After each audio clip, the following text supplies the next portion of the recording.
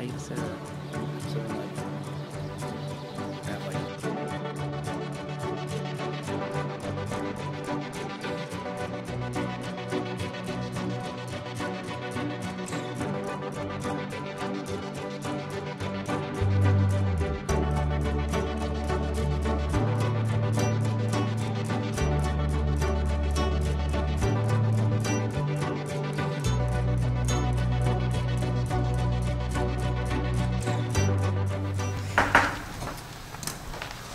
Good evening. I'd like to call to order this regular meeting of the Rutherford Board of Education on April 30th, 2018. Our first action will be to please stand, and we'll pledge allegiance to the flag behind us. I pledge allegiance to the flag of the United States of America and to the republic for which it stands, one nation, under God, indivisible, with liberty and justice for all. Thank you. I would ask the secretary to please call the roll. Mrs. Ahmed? Here. Dr. Oladi? Here. Mr. Healy? Here. Mrs. Jones? Present. Mrs. Librera? Here. Mr. Mazzone? Here. Dr. Racine? Here. Mr. Rowland? Here. Mr. McLean? Here. You have a quorum. Thank you. Some boilerplate I have to read. The New Jersey Open Public Meetings Act was enacted to ensure the right of the public to have advance notice of and to attend the meetings of public bodies at which any business affecting their interests is discussed or acted upon. In accordance with the provisions of this act, the Rutherford Board of Education has caused notice of this meeting to be published by having the date, time, and place posted on the bulletin board outside of the Borough Clerk's office, mailed to the Herald, South Bergenite, and Record newspapers, and filed with the Borough Clerk. Hard copies of the agenda are available in this meeting room, and the agenda is posted electronically on the district's website at www.rutherfordschools.org. Regular meetings of the Rutherford Board of Education will be broadcast without editing during a 2-hour segment as limited by Comcast time constraints on Tuesday evenings at 8 p.m. on Comcast Public Access Channel and on FiOS Channel 38. A video of the meeting can also be viewed on our website, www.rutherfordschools.org. The video link can be found by opening the Board of Education link and clicking on Public Meetings and then Videos. Any member of the public who wishes to view a DVD of the meeting can make that request in writing to the board secretary. So we have a little larger crowd than we normally have at the meetings, which is great. I want to thank you for coming this evening. We have some important agenda items that we need to accomplish tonight, but we're also anticipating there may be a number of people who wish to make comment to the board. For some in attendance, this may be your first time at a board meeting. Some of you I recognize faces. But again, we welcome you, and we hope you come frequently. I thought it might be helpful to have a little information about the board's operation, how we operate. So in the room are these yellow handouts which talk about, give an overview of the Board of Education, some links to information about the Board of Education, and some information about our Code of Ethics. They're on the back table. And the policy for public comment. Frequently, after we're going to approve the minutes of our last meeting shortly, and frequently after that, we have a special presentation. Tonight's presentation will be a presentation of the 2018-2019 operating budget by our business administrator, and that then is one of the items on our agenda. After the presentations, we normally have reports by our student representative, our superintendent, and myself, the president. I'm going to waive my report tonight to be able to give this a little bit of an overview on what you can expect for the meeting. And with the board's concurrence, we'll probably let our student representative, Mr. Sullivan, move ahead when we get to that point. Not yet, but when we get to that point, so that in case you have a date with homework or something tonight, we'll allow you to get it. So after that period of the reports, we have a period of public comment, which is normally reserved for agenda items only. We've lately tried to be a little more user-friendly, and if time allows, to to have comments on any item beyond those on the agenda. So just so I can kind of gauge timing,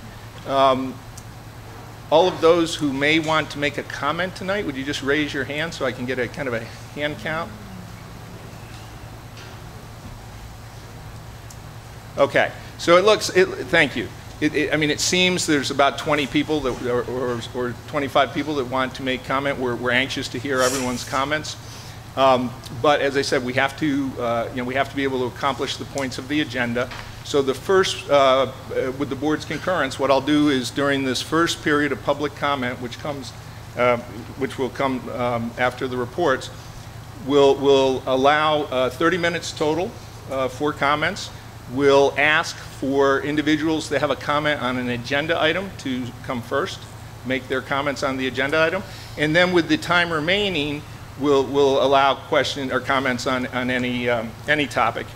I think with so many people, we want, and again, so that everyone has a chance to make a comment, we'll ask that the policy of a 3-minute maximum be introduced. So you might want to think, if you think yours are going to run a little further. What we'll do is you're asked to give us your name, your address, your municipality of residence, and we'll ask you to do that very clearly so that we can enter that into the record properly. And so the 3 minutes won't start until after you're done with that introduction. We'll give you a little hand signal as we approach 2 minutes 45. The hook isn't going to come out at 3 minutes and 1 second, but probably if we get up around 3 minutes 15, I'm going to ask you to please, allow someone else at the mic, and we'll move on. If you are cut off and would like to say something later, you're welcome to make another comment during the second comment period, which will be after we conduct business. Or if you aren't, I'm not sure we're going to be able to get everybody's comment in that first section. So people who are not able to do comments during that first section, we have a second period of comment, again, after all of the board business is conducted. So that's my intent for the meeting this evening. I think with the board's approval, or concurrence at least, we'll go ahead with that.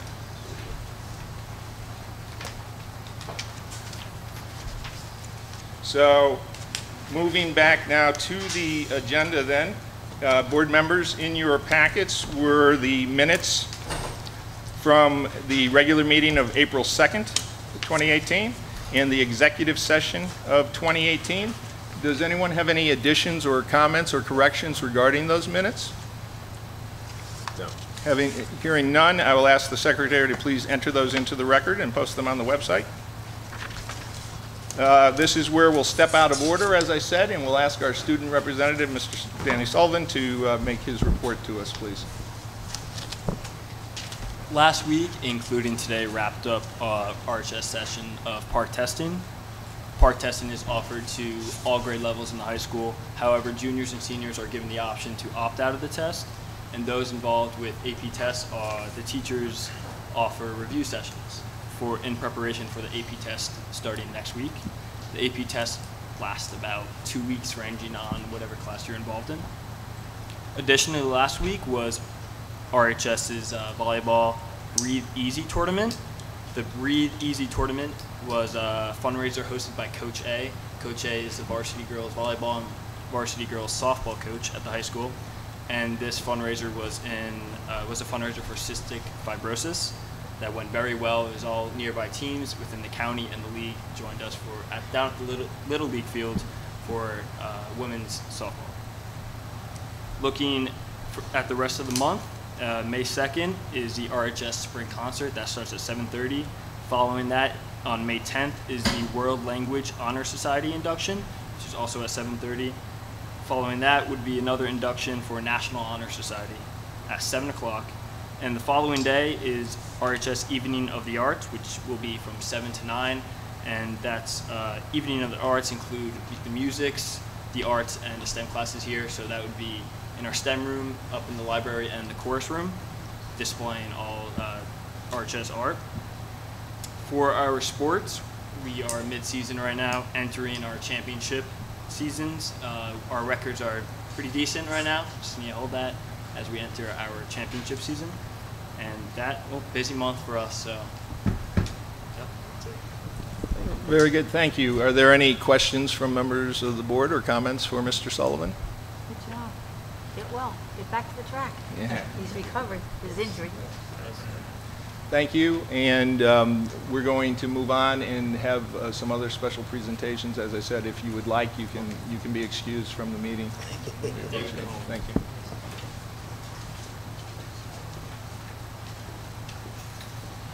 So now we'll move into our special presentation for this evening, which is the public presentation of the 2018-2019 budget by our business administrator, Mr. Kelly. Thank you. This is actually a very quick presentation. I think you've probably seen most of it. The last time we spoke about the budget, I was asking you for approval to submit it to the county office for their review and their approval to advertise it. That was done. Minor comments back from the county office, mainly just reclassing some things. They didn't like where I put them. They want me to put them somewhere else. Had no impact to the bottom line or anything that we've discussed prior to this. Also, there were some wording changes in there. So that went very smoothly.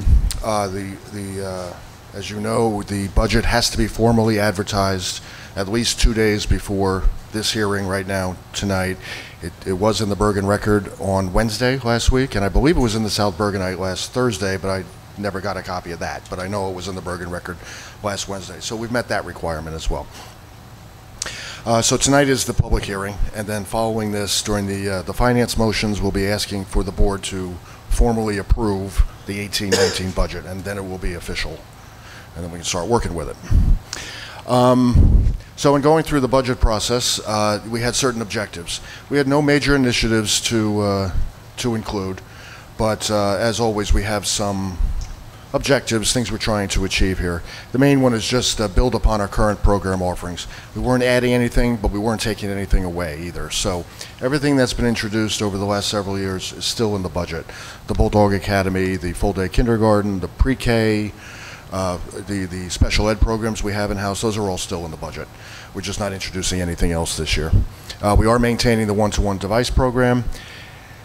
And we also, as always, try to provide for some facilities improvements, maintenance, repair. This is things that are, on a bit of a smaller scale, because obviously we'll be talking about a referendum at some point, as we, move through the year. But these are things that we can handle with our current budget, or our 18-19 budget.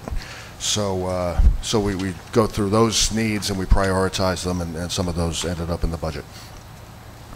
The overall budget development process, the superintendent, as you know, he assesses the program and the staffing needs all year. He's looking and thinking constantly about what needs to happen and what needs to be included in a subsequent year budget. The budget process actually starts in, say, November, which is 8 months prior to the start of the school year that we're talking about, that we're budgeting for. So, so it really does become kind of a year-round process. So the superintendent is assessing and thinking and planning all along. Come November, we get the administrators, those are the building principals, and the supervisors involved. They're looking at instructional supplies, they're looking at programs. Our technology department is working with the principals to understand their needs. Similarly, Mr. Paterno, our director of buildings and grounds, is working with the building principals to understand what needs to be done to fix what fixes are needed in their buildings. So all those come into the budget discussion. Also at the very bottom there you can see special education. Mrs. Hohen looks at what our needs are going to be for the following year. Who's graduating, who's coming in, what kids are popping that might be classified in the following year. So so all those things from say November into January are all on the table and all up for discussion. They're up for discussion, among themselves. They're up for discussion at the administrative council meetings with Mr. Hurley and myself. So, there is a robust discussion and conversation on all these topics. Then, around the holidays, budgets are submitted to my office. that we compile and we analyze, but I'm also responsible for the lion's share of the budget. Salaries, I'm going through and making sure on a person-by-person basis that I got everybody included. Same with benefits, that for person-by-person basis, I've got their benefit premiums budgeted as well, whether they're a single plan or a family plan or whatever, and how much they're actually contributing. All that stuff is done on a person-by-person, an employee-by-employee basis, so that we're comfortable with the numbers that are generated. I'm also looking at utilities. We're looking at debt service. We're looking at administrative costs, and there tend to be, some, new things introduced. We talked about the file archiving. So, that was something that we had to do a little research on. And I'm also looking at the revenues. I've got to anticipate state aid, and we do get a real state aid number in February for next year. But also look at the tax impact, look at tuitions for students coming in. The Bulldog Academy, where we budgeted for 5 kids. It looks like we're already exceeding that for next year, so that's good news. And the other revenues are really a pretty small piece of the pie here, but all need to be factored in. And then my office will compile, will analyze in February and March. We'll get it into the system. We'll make sure things are making sense. We'll make sure things are tying out all our different spreadsheets. We'll get them into this, not only the state's budget system, but into our budget system. So it's a bit of a logistical issue there. And then throughout all this, the finance committee of the board is meeting, start in December, go into March. And we have pretty robust discussions there, too, as to what's coming into the budget and what needs to be discussed and how it compares to the prior year. The finance committee honestly doesn't really, they don't let me get away with too much. So, so I think it's, when the budget is done and presented, it's comprehensive, it's understood, and it reflects what is needed for the subsequent year. And I don't know if I have another line under there, and I can't see it, so we'll just move on. Sources of funds, as you know, local tax levy, that's the big piece. We'll get into that in a second. The next slide deals with that specifically. State aid, happy to report, as we discussed earlier, it went up this year by $184,000. The last time we discussed state aid, which was before the announcement was made, must have been in February, I showed you a slide of the last 20 years, and our state aid had pretty much stayed flat. It got some, pluses and minuses, hills and valleys, but from year 1 to year 20 or 18 or whatever it was pretty much the same number. So it's gone up by $184,000 this year. This was in the news, this, but this is certainly good news. Federal aid, we're not going to talk about all that much. That's usually funds that are generally used for non-public schools, which in our case is St. Mary's High School and the Academy at St. Mary's. Some of it is ours. These are the it used to be called the No Child Left Behind. Now it's called the Every Student Succeeds Act. Or so these funds, I don't want to spend a whole lot of time on them because they are what they are, and they don't really impact our budget or our spending. In addition, we have some miscellaneous sources. We have excess surplus, which is money that that was left over or unspent from the 16-17 budget. This has gone through the audit process. This money has to go back into the budget for 18-19. So this is that $405,000 is required to be included. We also use over $500,000 in capital reserve. We've been trying to build that up over the last 5 years or so. And capital reserve funds come from, again, just like the excess surplus, funds that we have unspent as of the end of any given fiscal year.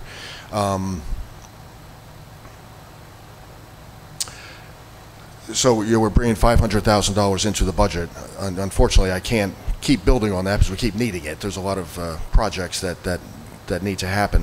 For next year, the big ones are the thank you. The Yankee gutters on the Belford Avenue side of Union School. The boilers at the high school, and also the rooftop unit over the 230 gym. Those are the 3 big ones. In addition, we're using $75,000 of that number for an assessment we get from the Schools Development Authority for having the nerve to borrow money from them. So, so that's the $500,000 that's going for some bigger projects that we can't just slide into the budget very easily. And then we have miscellaneous revenues. Like I said, the tuition for the Bulldog Academy, the summer STEM program, any of these programs that we charge tuition for, the pre-K, that's actually the big one. Those are our miscellaneous revenues. So we look at those on a case-by-case basis and make an estimate as to what our capacity is for the number of students and how much we're charging. So that's a real number, but these programs are generally break even. So we're not looking to make a profit on them. That's not what we do here. So we just like to make sure that the revenues cover the costs, and by and large they do. That also includes the courtesy shuttle between Union and Pierpont. Local tax levy, I promised to get into that a little bit more.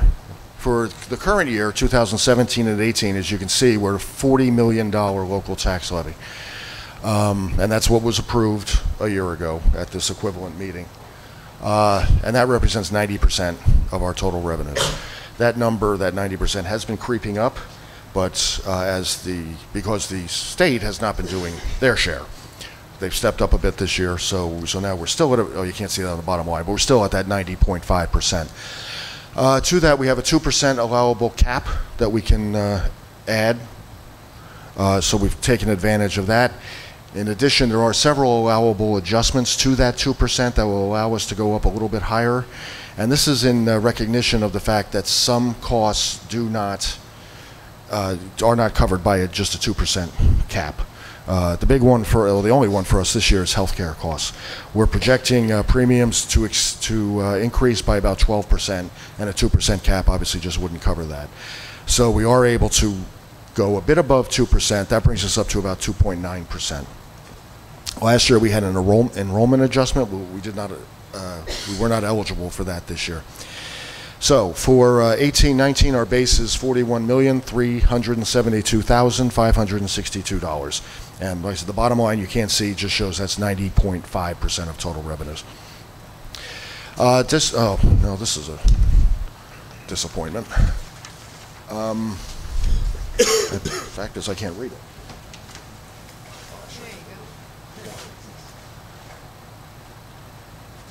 Thank you. We trot this slide out every year because it's a good reflection of where we stand relative to our peers. This is analysis of, I think it's 9 districts in Bergen County, K through 12, who are in the same district factor group we are. Now, the district factor group was something that was, I don't know if it was created 20 years ago or it was last updated 20 years ago. So, but it's the best we have. But this groups every district in the state into like socio and economic groups. So the 9 districts that are here are considered to be, in a very broad sense, districts, similar districts to Rutherford. The green bars here reflect our 2015-16 actual spending, not ours, but for each of these 9 districts. 15-16 actual spending. This is, by the way, the most recent data that's available. The red bars are the 16-17 budgets. So this goes back 2 years. But you'll see the first set of bars there is for TNEC, and they're bumping up at $20,000 per student in spending. Rutherford is the third set of bars from the right. You can see that's the lowest. And that's under $15,000 per student. So TNEC is spending 30% more than we are per student. Now, my feeling is that probably goes back in time when we didn't have these tax levy caps on the budget, and some districts would just take full advantage, and some wouldn't. But the point is here that Rutherford is a very successful district and is able to do so, bigger bang for its buck than. Not to point at TNEC, but... Before you move on, I just want to comment a little bit on this slide. If you can't see the schools and you're interested, it's TNEC, Paramus, Midland Park, Westwood, Waldwick, Fairlawn, Leonia, Emerson, and Rutherford. And the district factor group was the vehicle that the state used for all comparisons and contrasts for schools up until maybe the last 5 years when they moved away from it for academic comparisons and contrast, and for economic as well, but they still exist out there as district factor groups, and it's based on the socioeconomic view of the borough, the municipality, and the size of schools and the type of school programs you offer. Costs like transportation that some of these districts have, like TNEC and Fairlawn, are not part of this figure because they try to make it equal. So they extract big ticket items like transportation for districts that may bus students within the borough with 30 or 40 buses. Even though the state is slow on putting these out, they're always a year or two behind, because everybody is under the 2% cap with a minimal amount of allowable increase. This gap will never really close unless someone went 0% increase, and we had a very large allowable cap. One of the things I think I'd like to just mention is what we've done, and I don't want to talk about the districts. I live in one of these districts. I know folks in these districts, but in the last 4 years we've started a full-day kindergarten, which in most districts create major budget headaches. Sometimes a second question, which means you go on a separate ballot question to go above the cap. Sometimes it means closing down other programs. We've started a preschool disabled program and a preschool program for general ed students. The general ed students help that program through tuition. The preschool disabled students do not. We started an autistic program that now runs from grades pre-K through grades 1, and it's going to grow each year, provided we have space for it to grow, with the students as the age group moves up. So on every grade level, 5 to 6 to 7, children who used to go out of district are now in district. We started a Bulldog Academy, which is an 18 to 21 program for our special education adult population who have that requirement in their IEP based on their needs. We created a middle school elective program that didn't exist before, adding probably 30 high school level electives. We started an elementary cycle program, adding STEM, art, literature, all sorts of science elective programs into that cycle. We have given every student in the district a Chromebook from grades 1 to 12. We went to 1-to-1. We've done all of this with that 2% cap. We have not had to go to any additional second questions, and we didn't have to cut programs in order to do this. We've done this because we, as Mr. Kelly explained, we go through the process pretty much for 10 months of the year of the budget to look how to maximize what we get for our dollar and keep our program strong for our students. I don't think we should be adding Chromebooks while we're taking away kindergarten, or adding kindergarten and not getting Chromebooks. So I mention this because we maximize the use of the budget, and we continue to add programs. And the results in that, for the last 3 years, our high school has received accommodations, honor roll status, which is a small percentage of schools in the country, from the College Board, because our advanced placement scores have increased well above the national average, while our number of students taking the test have more than doubled. And that's usually, the opposite usually happens. As more students take a very rigorous test, often the results may go down. They've gone up. We have a group of middle school students, because of these programs we put in, out in Kentucky right now in a international competition for robotics, and that's through the VEX Corporation. And you go to their website and you could find that they rate the schools that are in this program, and they're schools from around the world. And our middle school at Union School, our students are in the top 1% in the world of the students who participate in this VEX. Our graduation rate is better than all but one school in this group. And in what the state assesses on, no longer by comparison and contrast, there are 7 categories, and we are exceeding or showing the appropriate progress in every category, and some of these districts fail to do that.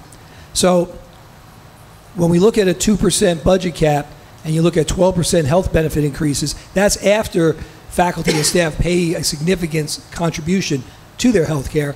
When you look at 2 or 3 or 4% increases on cost of supplies, 2 or 3% increases in salaries, and all the other costs associated with running a program, I commend Mr. Kelly, I commend the board, I commend, but most importantly, those administrators and supervisors, and that work all year to figure out how to bring these programs in without having to go out for more money. So I just wanted to make that point. I don't like the fact that we're last. I say this every year. You know, nobody likes to be last at anything. But we can't become, even if we wanted to get to be number one, we can't. The law caps what we can put in here. But what we've done, we may not be first, but we're pretty close to the top in our performance and our achievement of what we're doing with that money. So I wanted to add that. Before I move off this one, I'll just point out those last two sets of columns there. The one second from the right is the average for all the districts to the left of that. The bars on the far right is the state average. So you see Rutherford is spending at a per pupil basis less than the state average, even all these districts in South Jersey that just have a different financial structure than we do. So it's just, as always, it's very interesting. Proposed tax increase, like I said, is a 2.9%. That would result in a yearly increase, and these numbers that are presented here are based on the home with an average assessed value of $430,000. So an annual increase net of the decline in the debt service fund of $187 per taxpayer. And that translates to $15.60 per month. On a scalable basis, per $100,000 of assessed home value, be approximately $43.50 per year per $100,000 of your home's assessed value, $3.60 per month per $100,000. So you can do your own math on that. And that's for the budget that we are presenting here. The numbers you'll see are in the motion to approve the budget. And that's it. Are there any questions from the board? Thank you very much. If I could just make one comment. On behalf of the Finance Committee, we certainly would like to express our thanks and appreciation to Mr. Kelly and to Mr. Hurley and to the administrative teams at each of the schools who have shown throughout the budget development process a real interest and willingness to look at every possibility to do things as efficiently as possible.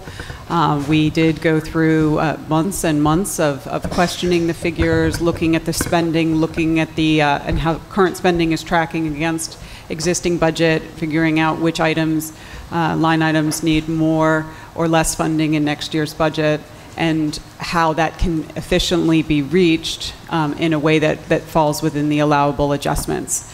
And as Mr. Hurley stated, still allows for the growth of critical programs in the district. So many thanks to the team for pulling this together, and certainly on behalf of the Finance Committee, we support the budget. Thank you. I'd like to add one more thing, if I may. I'm not sure if Mr. Kelly mentioned this or not, but the allowable increase that we had was actually higher than what we put into the budget. I think we came in with a 2.9 increase, and I believe we could have come in at about 3.1. But the one thing we, last year, the allowable increase, and that's because of the increase in health benefits being higher, anticipated being higher this year coming. But we felt, and the committee felt, that it was important to stay, if not dollar flat, but stay percentage flat with what the increase was last year. So we did leave some money on the table, but we felt that we could do that without impacting the programs that we've talked about. Good job, Finance Committee. Thank you. Yes, I wanted to say thank you to you, Mrs. Librera, and the Finance Committee. And just again, since we have many people in the room that maybe aren't familiar with the way the board operates, we operate with committees. You can imagine on a very detailed budget that it would be very difficult to get 9 people completely on the same page, even to be in the same meeting to discuss the budget. So we have a group of members that participate on the Finance and Budget Committee, and they meet and press very hard on all the numbers to make sure that what's coming back to the board for approval is something that meets the expectations that we've described to the committee, for the board and for the community. And I thank you again for that. We follow the same structure of committee work for personnel, for building and grounds, for curriculum and instruction, so that what we're asking members to do, because it's additional time outside of meetings in committee work and research, but we ask members in a committee to become the experts as to the point we can as you know, lay people on the board, to become the experts in that subject matter, and then be able to come back to the board and you know, make recommendations again with the recommendations of our administration on it. So thank you for that. As that, we'll move now to the report of our superintendent. Well, what I think I'll do is just withhold. Most of the comments I'm going to make tonight would be related to agenda items. So when we get to those parts of the agenda, to keep in the spirit what you said about moving along into the. Very good, thank you. And as far as the report of the president, as I said, I burned my time earlier, so I won't reburn it. I will make just one, okay, two short comments that you know, you've all received from the New Jersey School Boards Association a notice on your email that the superintendent's evaluation is complete on his side, and now each of us need to go in and complete that online evaluation. It takes some time to do. Obviously, it's something that deserves you know, consideration and thought as to what comments are being put in. What will happen is when we're all done, it will be rolled up and sent to me, and then I'll work to distill that to a final report. We'll review it together to make sure we're in concurrence, and then we will present the evaluation to the superintendent. Date-wise, we need to have all of our work done. Target to have it done by May 17th, 18th. Our drop-dead kind of date is the 21st, which is that following Monday. And I know nobody in May wants to be spending their weekend in front of the computer. No offense. No, I won't. Can I comment? Yes, please. This year, as we've talked about at some meetings, the whole CUSAC process has changed. And for those of you who don't understand what CUSAC is, the accountability audit that we get from top to bottom in every aspect of our school, from curriculum to building and grounds to finance to governance. And it's become much more stringent and a lot less forgiving. So if we don't make the deadline, then we lose points in that area for the entire area. It's one bad apple, the whole barrel's out. So please make the deadline not so much so I could sit and discuss the evaluation with you, so that we make the deadline. Okay. We will not let you. And I'll count on my secretary of painful reminders, Mrs. Jones, to prompt myself and the other board members periodically as we get close. Take this job seriously. Thank you.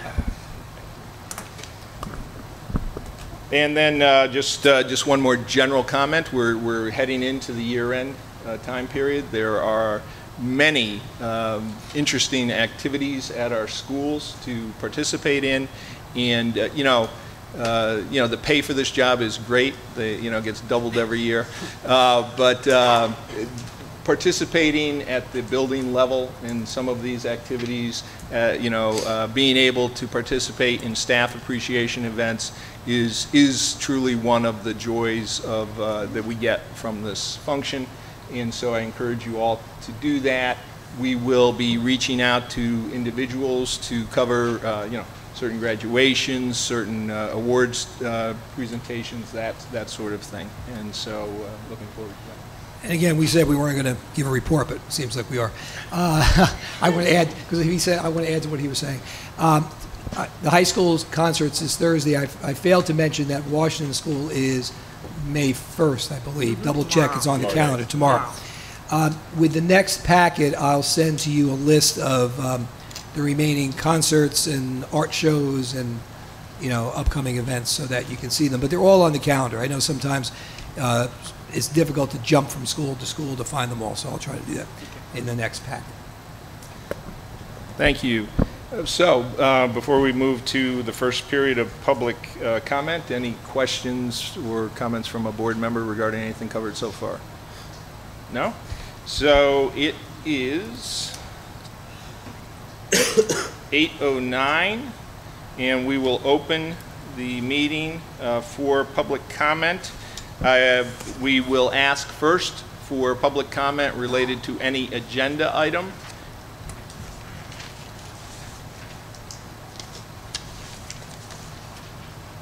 Going once, going twice. Okay, so no comments regarding agenda items. As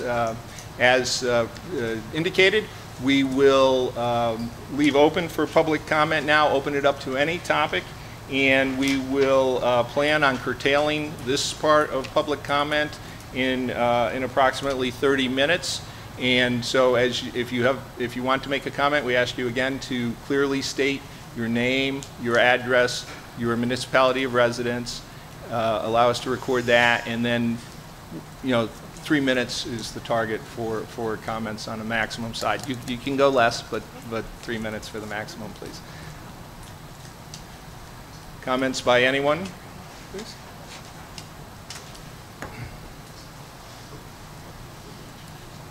Good evening. I'm Jane Egan. I'm the president and CEO of the Meadowlands Area YMCA. Do you want to know where I live? No, that's fine. Thank you. I just want to start out by saying that we're very proud. I've been with the Y for 38 years, and I've seen many, many different partnerships with the Y and the Board of Education, and they've all benefited the community wonderfully. And I'm really proud that we've been able to do the community pool program with you for so many years, because we really feel it did wonderful things for the community, and just made Rutherford a really great place to live. I'm aware that you have a very challenging situation with this referendum, trying to make everything fit. And you're trying to balance the needs of the community, and I'm very aware that every single one of you has the best interests of Rutherford, and I don't know how you do it. You do a great job, and I just want to applaud you for that to start out with. But I'm here tonight to speak on behalf of the YMCA. There's been many assumptions and conflicting information regarding this referendum and where the YMCA stands. So I just wanted to make that clear this evening. We've always believed that the strongest communities are achieved by many entities coming together, and that's why we value your partnership so much. But we really would like to figure out a way to be able to save the pool so that we can continue to run these valuable programs for the community. I want to talk just a little bit about how our partnership started. Operating the pool was quite a financial expense to the board when we were asked to take over and run the management of the pool in 2002. At that time, the board was paying almost $65,000 towards the community program. They paid for a full-time custodian, they paid for lifeguards, they paid for all the utilities, all the capital repairs, and the replacement of equipment. So there was a great benefit in having the Y come in and partner with you to take that, and we made it much more economical for that program to be run for you. We took care of all the maintenance. We set up a barter situation, which had almost a $35,000 a year value to that. We provided lifeguards, and for the Learn to Swim program, the swim team, we actually provided a special needs swim aid a couple years, which had almost a $10,000 value. We paid custodial overtime fees of almost $10,000 depending on the year. And we took care of all the expenses so that there was, of the community pool program, so that you didn't have to continue to subsidize that. It was far less expensive for the program to be operated with the Y running the program. Plus, we were able to offer so many more programs in the aquatics arena. We did build a pool, and we made that decision. We just opened in last year, and what we found was that we were running out of, when we did our building project of the full facility Y, we found that we were running out of space at the Rutherford. That's okay. What I am going to do is you are the only exception. Okay, thank you. Okay, because we appreciate the discussion of all the activities that currently go on. Did you receive my request for information? I did. Okay, are you able to address that? I'm getting there. Okay, if we could get to that. Okay, sure, that would be sure. great.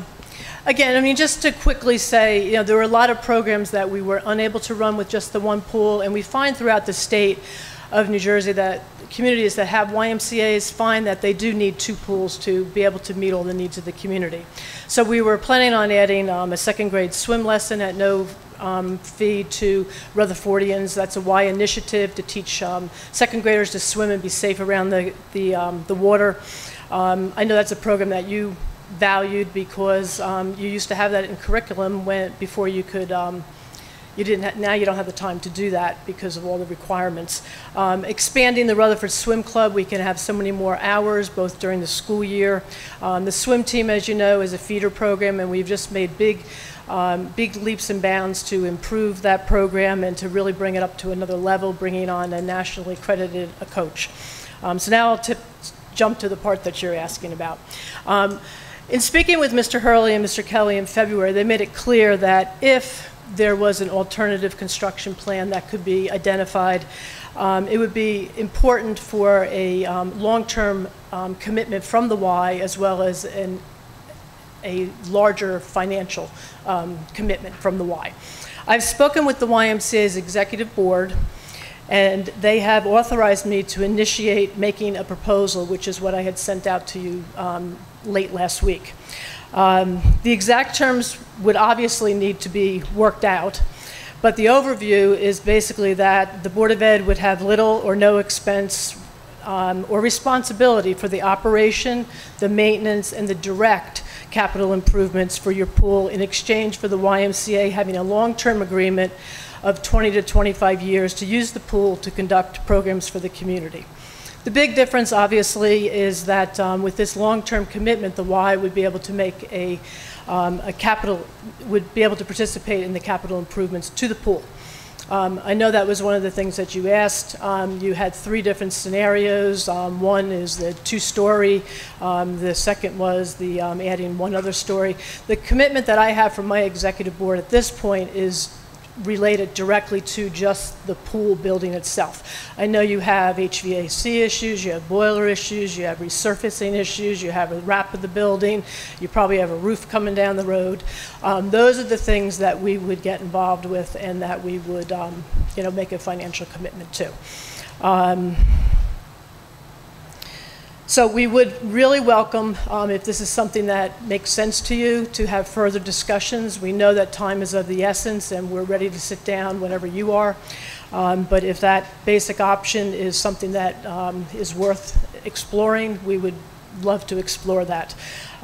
So in closing, I really would like to work with you to find a solution that we can meet all the needs of Rutherford, which includes saving the pool. We really believe that the quality of life in Rutherford is excellent, and part of that is having this wonderful facility. And we would like to try to work with you to figure out how we can keep it. Thank you. Okay, thank you. I think we're going to wait until we hear comments from more people, or you have a comment?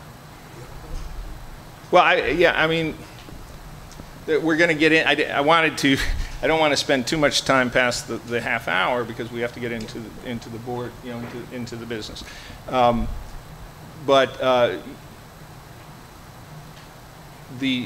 of the points as we were reaching out and asking for information, is that we need to know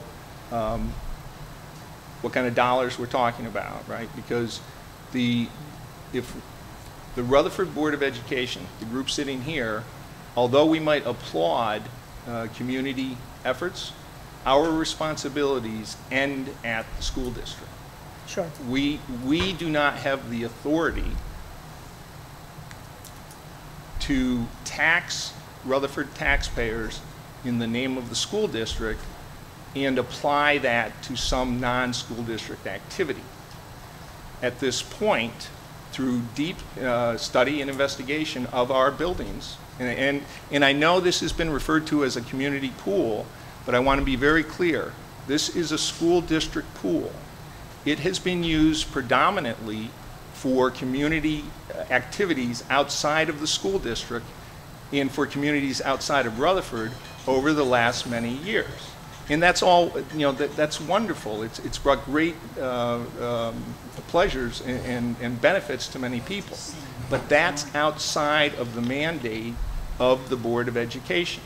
By law, our mandate is to focus and make decisions based on the educational welfare and the safety of our students, and to do that in a way that does not overburden our taxpayers.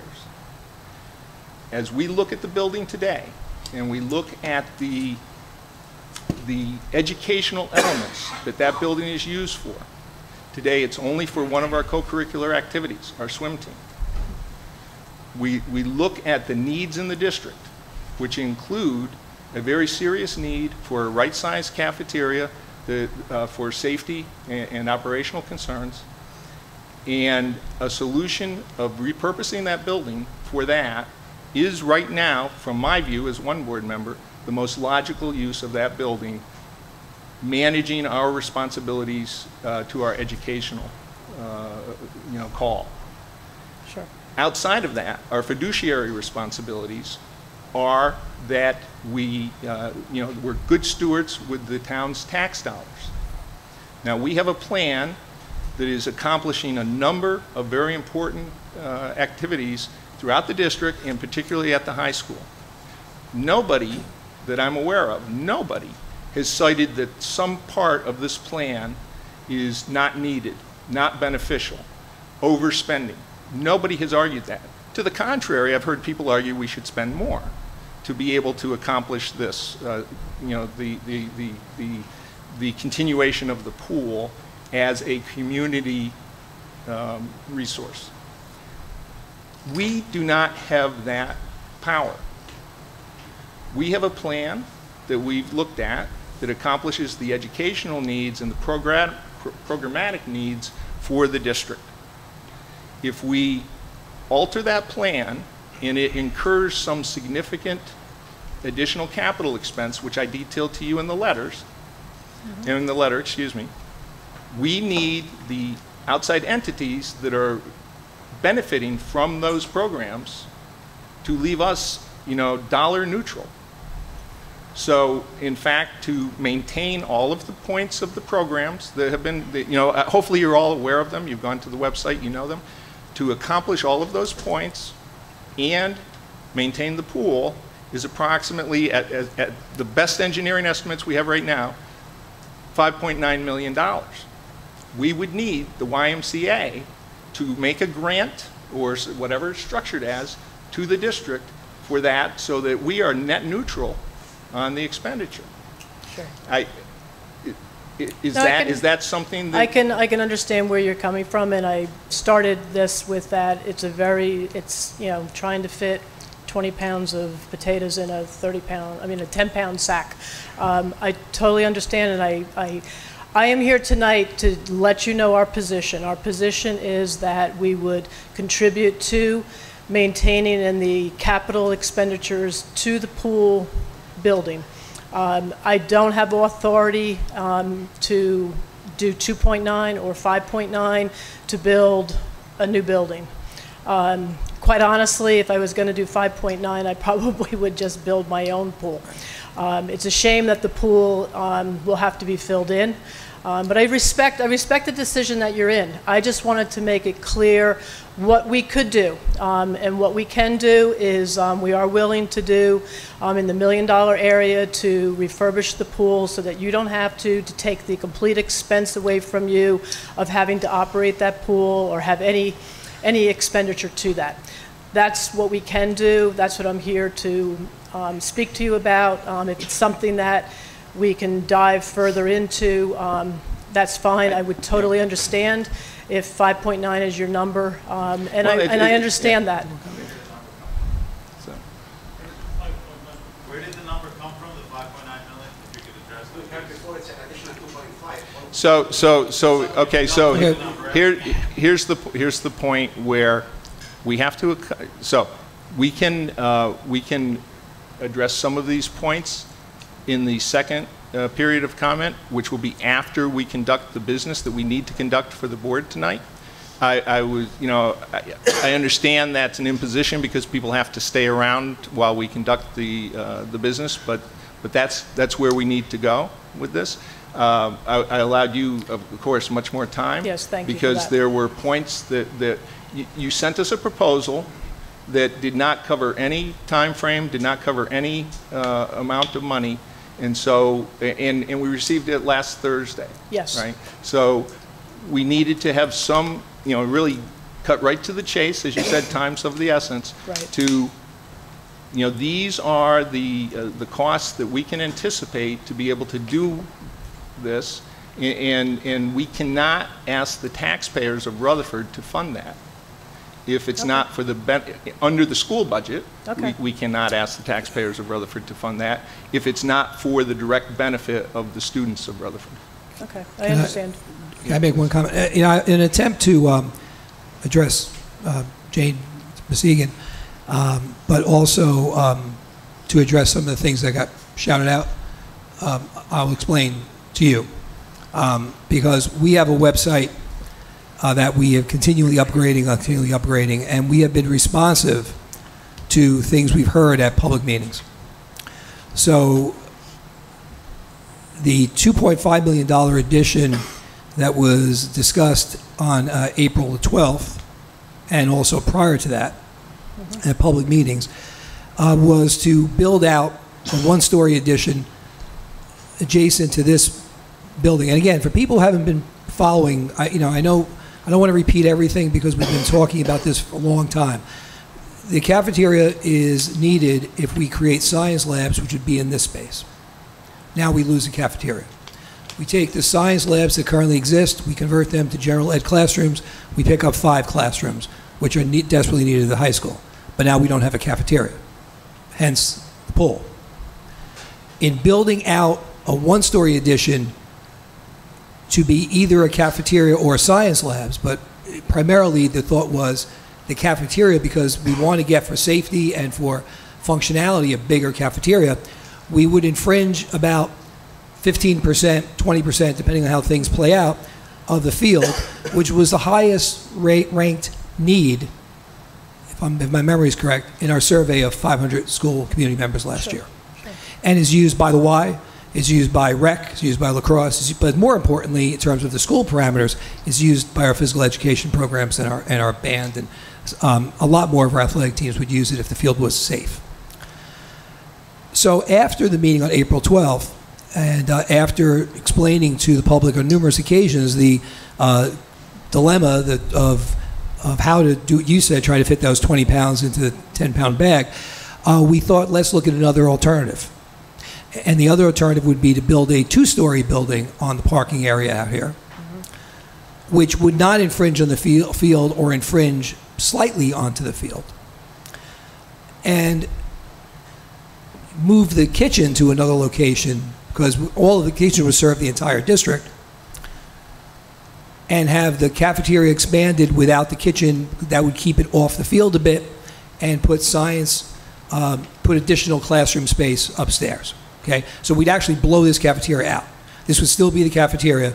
We'd expand it, and then on the second level, on the new addition, it would be the science labs. Okay. That's the $6 million, and that's on the website. I put that up, and that was done on April 13th. I met with the architect. I said, he was at the meeting the night before. I said, can you look at this option to see if this would work? What would be the cost? How would it impact? And then he got that back to me in short order, in about 5 days, and we got it up on the web. I think last week it went up on the web. Okay. So the two options that are viable are either a $2.5 million increase, but that takes away a big chunk of the field that's used by a lot of people, or the $6 million double addition. And what I think Mr. McLean was alluding to is, if we take the $1 million from the pool out, it's still 1.5 or 5 million, right? And that money would then go to the taxpayers as part of a school board referendum that would not be needed if it wasn't to maintain the wide pool. That's in putting numbers to what Mr. McLean was saying. Okay. So I hope that clarifies. It's not trying to triple or double the price of one plan. It was responding to the concerns to, are you looking into more alternatives? Are you looking more alternatives? And we have been. Yes, no, I know you have been. I've been following you. I've been watching your meetings, your Q&A sessions. I've been looking at your website. I did not see the last part with the two-story part, but the piece that is the big disconnect is, and I have to, I'll say apologize that we're not able to get back to you sooner, but I didn't want to come in with something that I didn't know whether we could do it or not. And that took our board, after doing the large building project that we did, we needed to make sure that what we offered we were able to live up to. So that's why I know that the number is, in the $1 million. I did not know that, and I understand that, if it's not an educational purpose, you can't have it on the referendum and you have the taxpayers pay for that. So that's a piece that may have been obvious, but it was not obvious to me until you brought it to my attention. So again, I'm here. There was I've heard a lot of different things floating around, and I just wanted to come here and have you hear from the horse's mouth. This is, where we stand. This is what we can do. It may be enough. It may not be enough. But I just wanted to have that open dialogue with you. If it's something that we can talk further about, but I just want to make sure I'm understanding you correctly. If we cannot make a commitment to a $5.96 million project, that's the level that we would have to go to. That's been the most viable solution and it makes that sense. We've been able to find. It does. That keeps the goals of the facilities plan. And let's just talk about the high school, right? Keeps the goals of the facility plan, the deliverables there, and keeps the pool and refurbishes the pool. Okay, that's the only solution. Right. Okay. We can accomplish all of those facility plans by repurposing the pool building for approximately $5.9 million less. Okay, so I mean that's really the way we have to look at it. So the delta is we can 5.9. accomplish the goals of the facility plan for about $5.9 million less by repurposing the pool building. So if we decide not to repurpose the pool building, and again, I'm going to emphasize, we haven't decided anything yet, but this is what's in front of us. These are the things we have to consider. If we determine to not repurpose the pool structure, or the pool building, it would be strictly because of the YMCA's programs and the folks that have been very passionate about asking to maintain them, and we understand all of that. But that extra cost cannot be passed on to the taxpayers of Rutherford, and should not be passed on to the taxpayers of Rutherford within their school budget. The school budget is what we have authority and responsibility for. So that's where we are. And there's the different options. If the board were to say, okay, let's scale back the athletic field, maybe we could do it in a one-story building. And I want to point out a reality here. You mentioned the aging building. Okay, if the board decides, to do nothing, that we're not going to put a cent into the schools. So, no referendum. We still are facing the fact that we've got $1 million expense coming up that is not for the benefit of the students. Right. Okay. But that's a commitment that we would make to you. Right. So if that's but again, if that's where you end up. Yeah. Again, and that's we end up without the realize educational that. entity No, that we're trying to achieve. I totally understand. That's not even your 10th choice. Right. I understand. Right. So.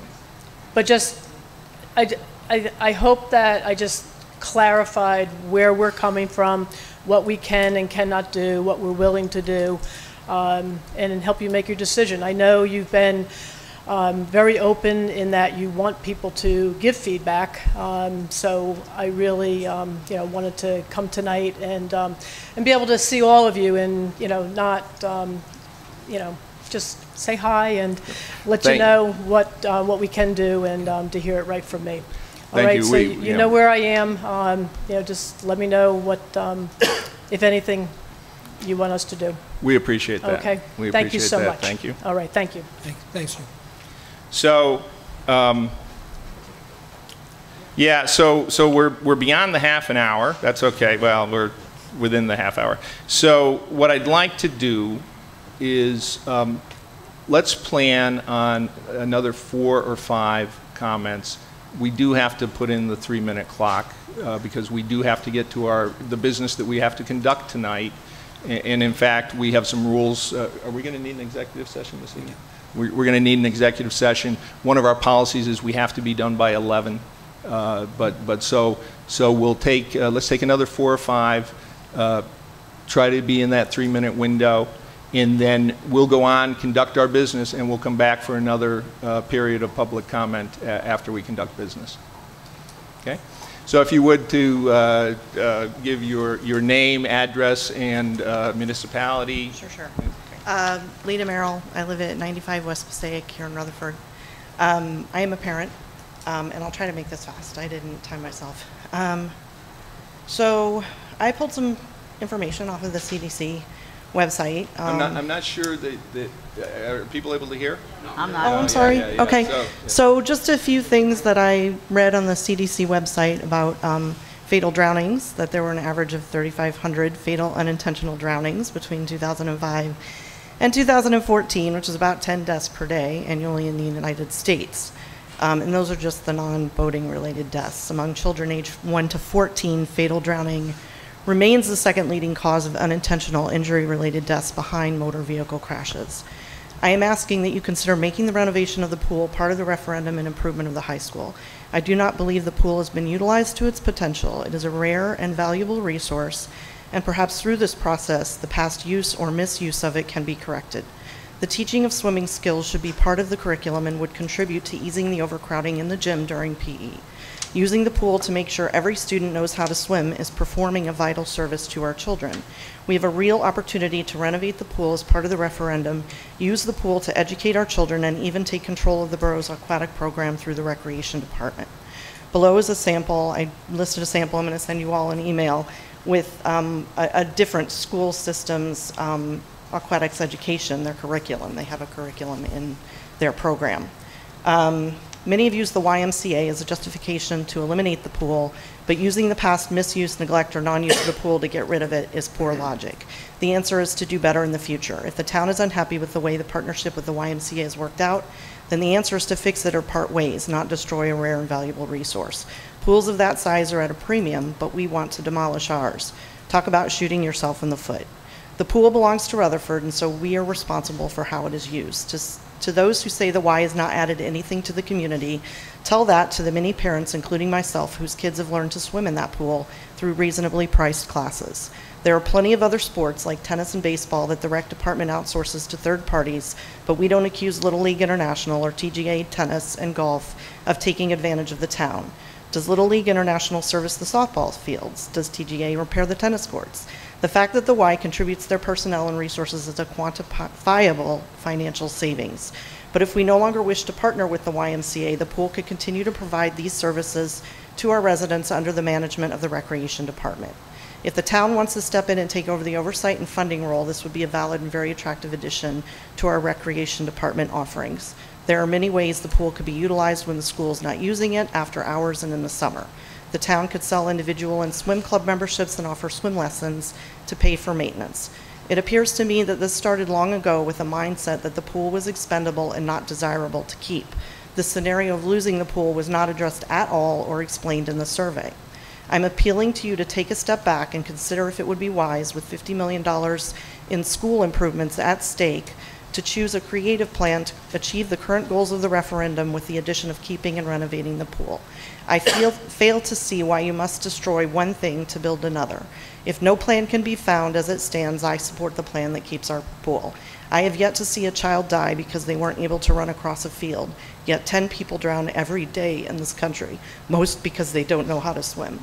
This referendum is an amazing opportunity to make a commitment to aquatics education, in addition to achieving more capacity and increased technology for our high school. We should make sure that we are making the absolute most of this opportunity and not rush through without examining these challenges in every possible way to get the best outcome. If you would like to look at a town that has renovated their pool while partnering with the town to run it, Lyndhurst is a good example. It's a beautiful facility, and everyone involved, including the school, is benefiting from the fees the pool generates. Swimming is way more than a sport. It is a very important life skill, and with large community pools hard to find, throwing away a perfectly good one as part of a multi-million-dollar renovation illustrates a startling lack of vision. I thank you for your time and your consideration. Thank you.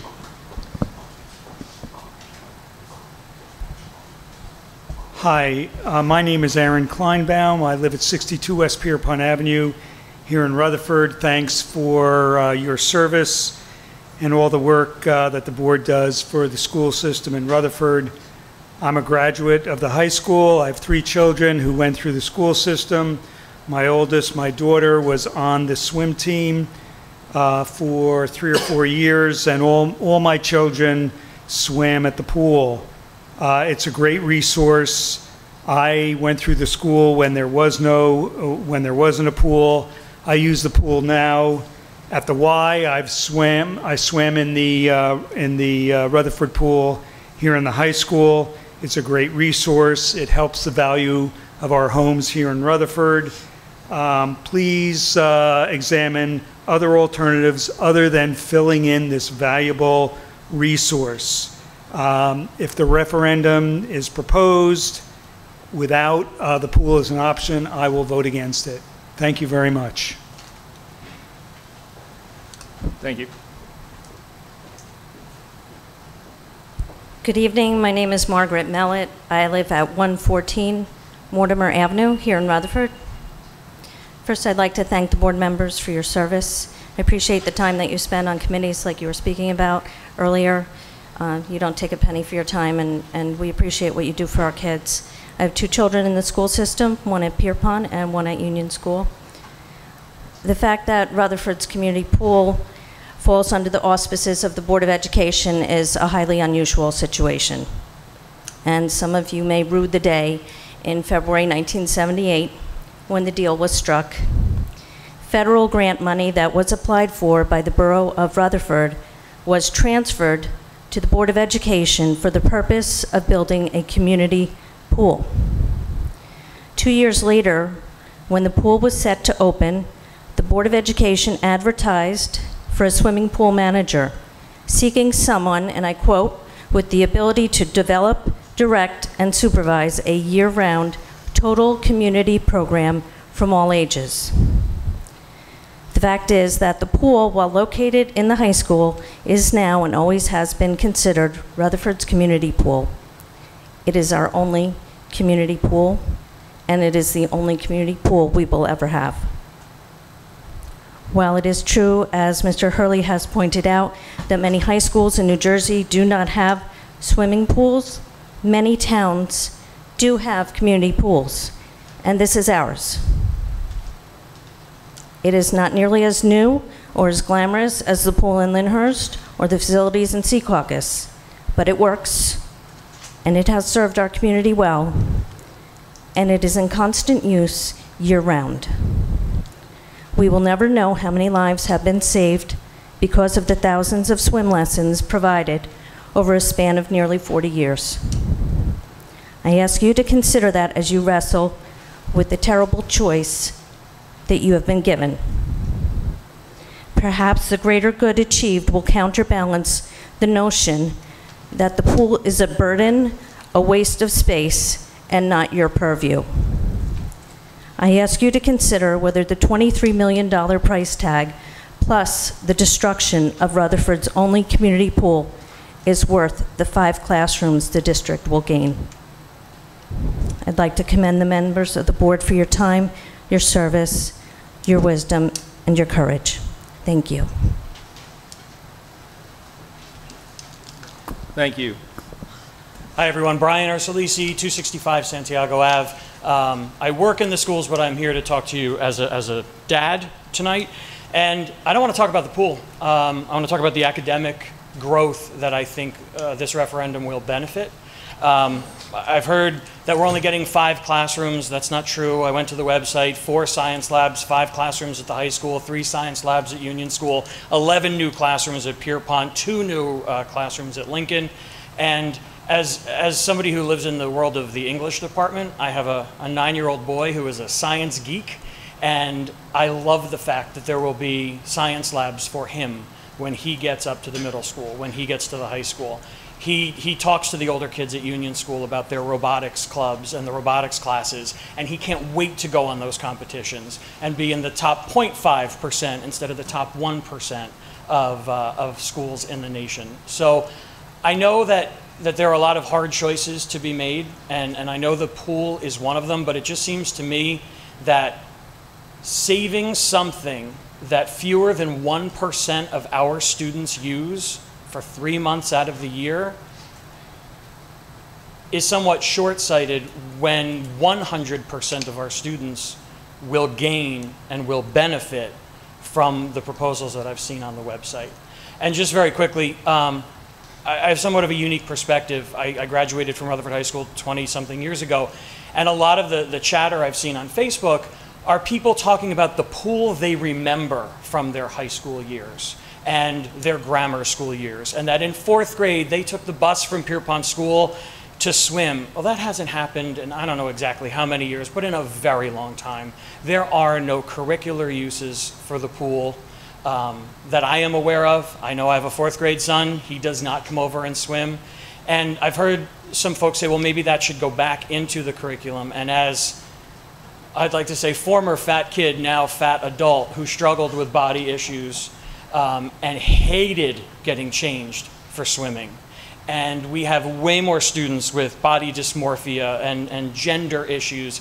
And to ask them for change for gym class is not nearly as invasive as it would be to change to swim in a high school locker room where students have iPhones to video. I would just ask you to really look at how that would be structured if the pool is something that we're going to come back into the curriculum. I have serious concerns about how that would be disciplined properly in today's world. Thank you. Thank you. So I see 2 people standing. We'll take these 2, and then we have to break for business. So, pardon me? It's up.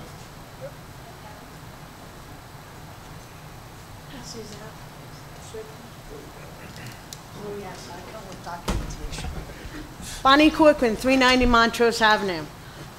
Mr. Ursulisi, it's been 5 years since they've been swimming because Katie, who is now a sophomore at RHS, was the last class to come over on the bus and get her hair wet and stay wet all day. She did not like it very much. Dreaded the gym class. Sorry I killed the tree, ladies and gentlemen. But those are all facts of what I'm going to talk about. I hear the word community pool, town pool. It is not a community pool if it is run by the YMCA and you need a membership to swim in it. I also know through talking to the YMCA representatives and Megan White that the only activities that happen at the RHS pool are the YMCA swim team and the overflow of swim lessons, and our high school team is allowed to use it because that was part of the deal of the YMCA taking it over. I went and I had a nice conversation with Megan White, who is the Aqua Director over at the Y. I asked her numerous questions because I wanted to know more about the swim team, because there's not a lot of stuff online about this swim team. It's very elusive. I found an old handbook, which you guys have, 2014, 2015. Apparently the swim season goes from September to March, March to June, June to September. And it costs $5 for the kids to try out.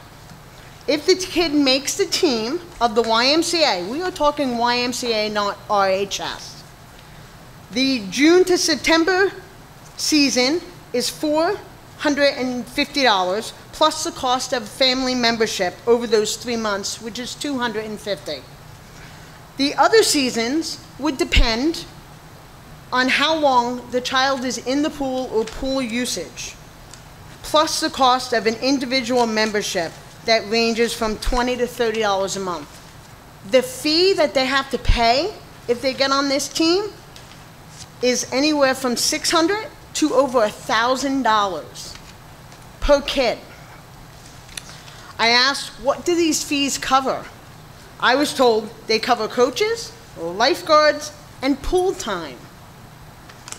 A pool that they don't repair a boiler, that's the RHS Board of Ed repairing, the roof, the electric, the water, the gas. I believe that's all on the Board of Ed's tab. There are currently 56 members on this YMCA swim team. So, if you do the math, the YMCA is pulling anywhere from $33,000 to over $56,000. That doesn't include the membership fees that each of those kids have to pay. I got this directly from Miss White. There's also the meets, and I get it. My kid does competition dance. I am paying out an arm and a leg, but I do not ask the Board of Ed if her dance studio was here and they had to move it.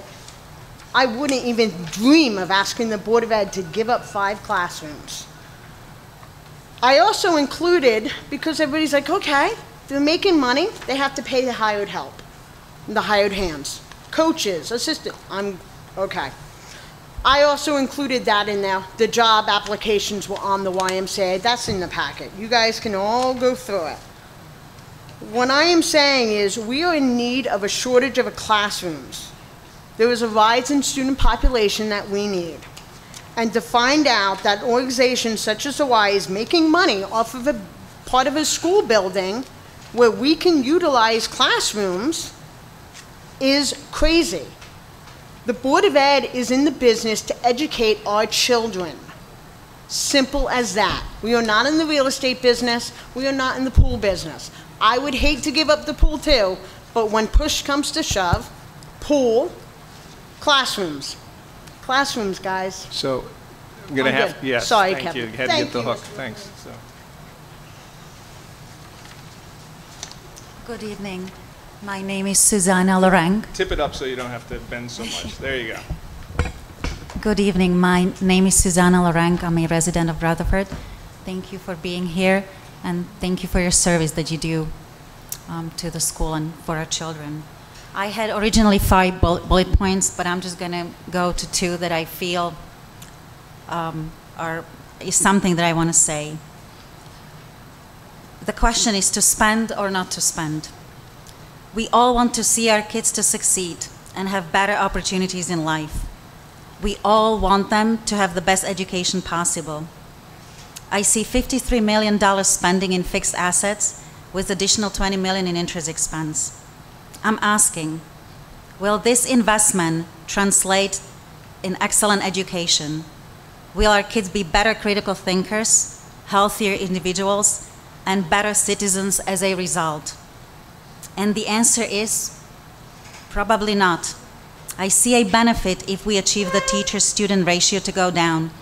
This will happen in the Pierpont School with 11 additional classrooms. It will not happen in Rutherford High School after $23 million spending. There are pictures of current substandard science labs in Rutherford High School on the district website. Do you know what they need? The answer might surprise you. They need excellent teachers, thinkers, leaders of change, motivated individuals who can instill the love for science in our kids. I see $53 million spending in fixed assets, and we completely forgot about the most important person in the classroom. It is the teacher.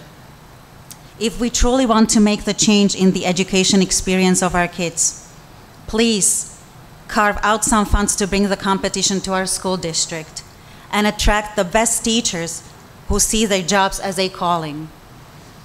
I would like to add one more point because obviously I'm here to support the pool. So my question is, gym or pool, which one will rule? Union and Pierpont will get a new gym. Lincoln and Washington will get a new playground. Great. We all want our kids to discover the benefit of moving around at an early age. Why not make swimming a part of physical education again? Did you know that Rutherford High School has not used it as part of their physical education program since 2006? And before you say how much money it will cost and how much we will inconvenience our kids and staff by having to change, it has been done by different schools in different times and in different countries, and the result is a healthier adult. We do not have to look far. Lyndhurst has just built a nice pool for their students with a great success. Why not to use the fixed asset that we have instead of covering it with dirt and using taxpayer money to build new gyms and playgrounds? The truth is, the YMCA pays the operation of the pool. The district only provides custodial services and pays for repairs. I know the pool requires renovations, which will be needed in the future, but it is here. It's been paid for by Rutherford residents, and it was intended to serve the whole community, not just the school district population. And my last comment is, I do not charge the district with tasks to feed my kids and their nutrition. I ask the district to provide the best education, given the resources available. I would like to see a shift in thinking of our district leaders and our esteemed members of Rutherford Board of Education. I would like to see investment in human resources and keep the resources that we already have. Saving our pool is a small part of my vision of better education for our kids. Thank you. Thank you. So it is 8:56. We'll close the first period of public comment. And, again, we'll be having a second period of public comment. As I look through the agenda, I really think it will probably be within the next 30 to 40 minutes. I don't think it's going to take us that long to get through it. But in case somebody is planning on leaving, I do want to ask, first of all, the board, individual members, if somebody has a comment regarding any of the comments made to us. And if not, I have, one thing I want to say is there've been several speakers who have, at least by my ear, on both sides of the issues, or maybe we have multiple sides, have painted a picture that we are against the YMCA. That is not the case. This, hopefully we can convey as we talk further, what I was trying to convey before. We see the value of a pool. We see the value of swimming.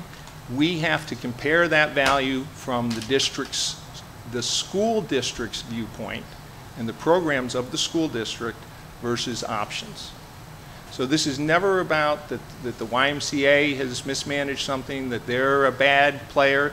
They've done, I think we'd agree with all the benefits that were cited as having been brought to the community. Again, the issue is the Board of Education is not a community foundation. The Board of Education is charged strictly with the educational product of our students, the safety and well-being of those students, and the maximization of the utilization of our tax dollars. So we can agree. I mean, I think we've got members that go to the Y. We can agree with the benefits. We just are not in a position to take significant amounts of tax dollars intended for schools to benefit an outside organization. So we'll come back for more comment in about, I think it'll probably, as I said, maybe be 30 minutes, something like that, and then we can continue.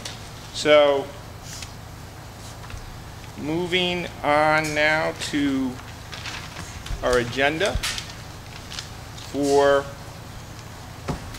personnel, new business to be taken this evening. Before moving the resolutions in front of us, Mrs. Ahmed, perhaps you'd like to walk us through what's on the agenda? Surely, Mr. President. I'd like to move 11 motions. I hope to move them today with your votes. Number 1 We have 1 through 11. We'll do them quickly. 1, Hera Kaluk for a teacher resignation. 2, Jane O'Connor, hall monitor at the center. She's resigning. 3, approval long-term physical ed teacher at the high school, Candace Matola. 4, Devlin Orr, approval as long-term sub at Pierpont. 5, lunch monitor at the Case Center and a hall monitor replacement position. 6, Caitlin Ratz, extend unpaid child rearing leave of absence. 7, Caitlin Uricillo, resignation of speech and language specialist. 8, Barbara Witter Lembo, lunch monitor at kindergarten center, resignation. 9, resignation. 9, substitute teacher, to approve Deanna Pistorchio as a substitute teacher. 10, travel reimbursements as listed. And 11, Jennifer Henderson, increase of hours as a lunch monitor, 3 to 4 hours. And that's it, unless you have something to add, Mr. President, or Mr. Hurley. No, nothing. As the night goes on, I'll just mention to the Personnel Committee that we will meet next Monday night at 6:45. I'll remind you of that for personnel. I got that on my phone. Okay, so no comments. So, Mrs. Ahmed, are you moving personnel resolutions 1 through 11? Yes, I would like to, Mr. President. And is it seconded by Mr. Healy? Any last chance for questions or comments regarding these 11 resolutions? Having none, I ask the secretary to please poll the board. Mrs. Ahmed? Yes. Dr. Awadi? Yes. Mr. Healy? Yes. Mrs. Jones? Yes. Mrs. Librera? Yes. Mr. Mazzone? Yes. Dr. Racine? Yes. Mr. Rowland? Yes. Mr. McLean? Yes. Motion's carried. Thank you. Thank you. Moving on to curriculum and instruction, Mrs. Jones, can you take us through? Yes, there are 9 resolutions under curriculum and instruction for board members' consideration. First one, approval of the overnight trip for the FBLA in Baltimore, Maryland. Second, approval of the overnight trip for the FCCLA in Atlanta, Georgia. Resolutions 3 through 5 need affirmation of the superintendent's decision in 3 HIV investigations. 6, approval of the Stress Less Summer Program in July 2nd and July 3rd. This is at Pierpont School and no cost for invited students. 7, approval of the anti-bully specialist, Abby Rabinowitz, effective April 12th through the October 30th. 8, approval of the out-of-district placements for the 2017-18 school year. 9, approval of the field trips for the rest of the year, now totaling 133. Perhaps you'd like to address the FBLA? Yeah, the FBLA is the Future Business Leaders of America, and we had a student qualify for the national competition based on winning in the state, and that will be in Baltimore, as you said. The FCCLA is the Family Career Community Leader Association. Formerly was the Family Consumer Science, or back in the day, Home Economics. We had 4 students qualify for the national conference in Atlanta, Georgia. They also won first place on the state level. And as I mentioned earlier, we currently have a team of our students out in Kentucky in the International Robotics Competition. I also would like to mention that the Stressless Summer Program was the initiative of our Students Assistance Counselors. Those are individuals that work in our therapeutic programs with our students, and they felt that this would be a bridge program for students to give them 2 days of workshop, training, seminar, discussion to bridge the gap in the summer when they're not seeing the counselor on a more frequent basis. I think it's a great initiative. These individuals work in the summer for 5 days, so it's not an extra cost, it's part of their 5 days, and it's a real benefit to these students. So I commend our 3 student assistance counselors and Ms. Helen, who is the supervisor, on developing this program for this summer.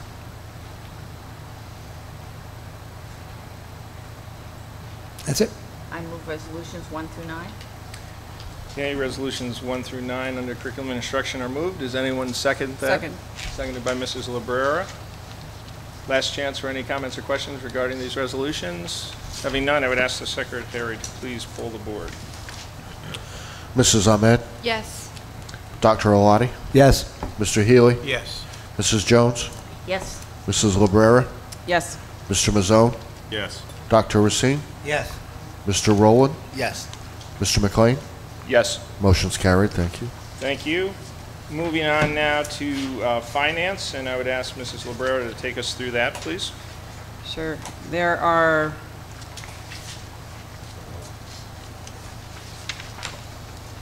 seven motions tonight in the finance portion of the agenda.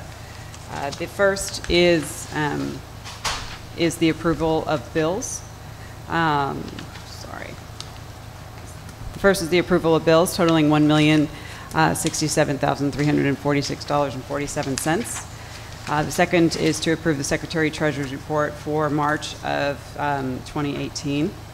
The third is to approve budget transfers for March of 2018. The fourth is the approval of the 2018-2019 budget with details listed consistent with Mr. Kelly's presentation earlier. I can hit on some of the main points. The total budget totaling $47,914,453. With a local taxation levy of $42,704,062. Be it further resolved that the 18-19 school year budget includes an automatic adjustment for an increase in health care costs of $372,000 and $372,010. And also be it further resolved that the Rutherford Board of Education used $507,450 of its capital reserve funds in 18-19 for construction projects at Union Middle School for gutter repair, Rutherford High School for the replacement of an air handler, and for boiler replacements, as well as for the funding of the district's assessment of the New Jersey Schools Development Authority for its debt service, and for other small projects. These funds are included in budget line 620, budgeted withdrawal from capital reserve. And there are other details in the motion as printed. Numbers 5 and 6 are both resolutions to enter into cooperative pricing agreements with the purpose of electric and gas expenses.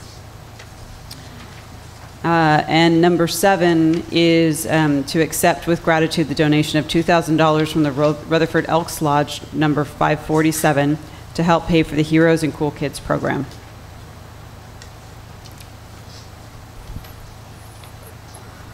Mayor, before any discussion about the budget, if there is any, the Elks every year since the beginning of Hero and Cool Kids back in, I think it was 2001 or 2002, have made a donation to help fund it. Heroes and Cool Kids was a program that was originally funded through character education money that came from the state of New Jersey. That money dried up with a lot of money from the state about 10 years ago. So the donation that we have gotten from the Elks and on many years from the REF have managed to keep this program going. It's a program of peer mentoring and peer counseling for our high school students with our middle school and elementary students. So we thank the Elks for their continued support of the program. Mr. Kelly, can you speak to the two cooperative resolutions?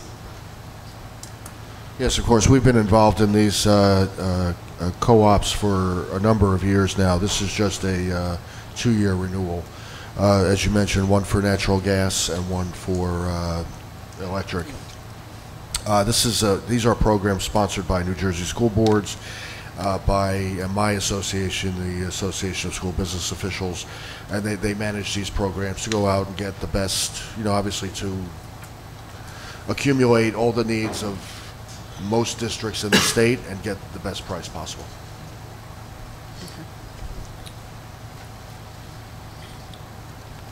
Okay. So I will formally move items 1 through 7 with a correction to the date in at the end, the last paragraph of item 6. I believe that should say, and 5, and it should say through May 2020, not May 2018. So with those corrections noted, the items are moved. Is there a second? Mr. Racine? Last opportunity to make comment or question about these. Yes, Mr. Question. First of all, I just wanted to thank Mr. Kelly for a very thorough presentation. I thought it was really helpful just to understand process that the Finance Committee goes through, and very transparent and open, so I appreciate that. I guess the only question I had, I saw in next year's proposed budget, there are some facility expenditures which are obviously needed. My question is, if the referendum does move forward, and if it does pass, do you anticipate sort of this level of facility expenditures as part of the operating budget, or do you see that as something that would be sort of curbed? You mean going forward on an annual basis? Correct. I think it would be curbed to a certain extent, but we'll always have something that needs to be, some project that needs to be done. Yeah, and just as an example, the Yankee Gutters would be a project that 1 year at the Union School, that 1 year of the budget could not withstand.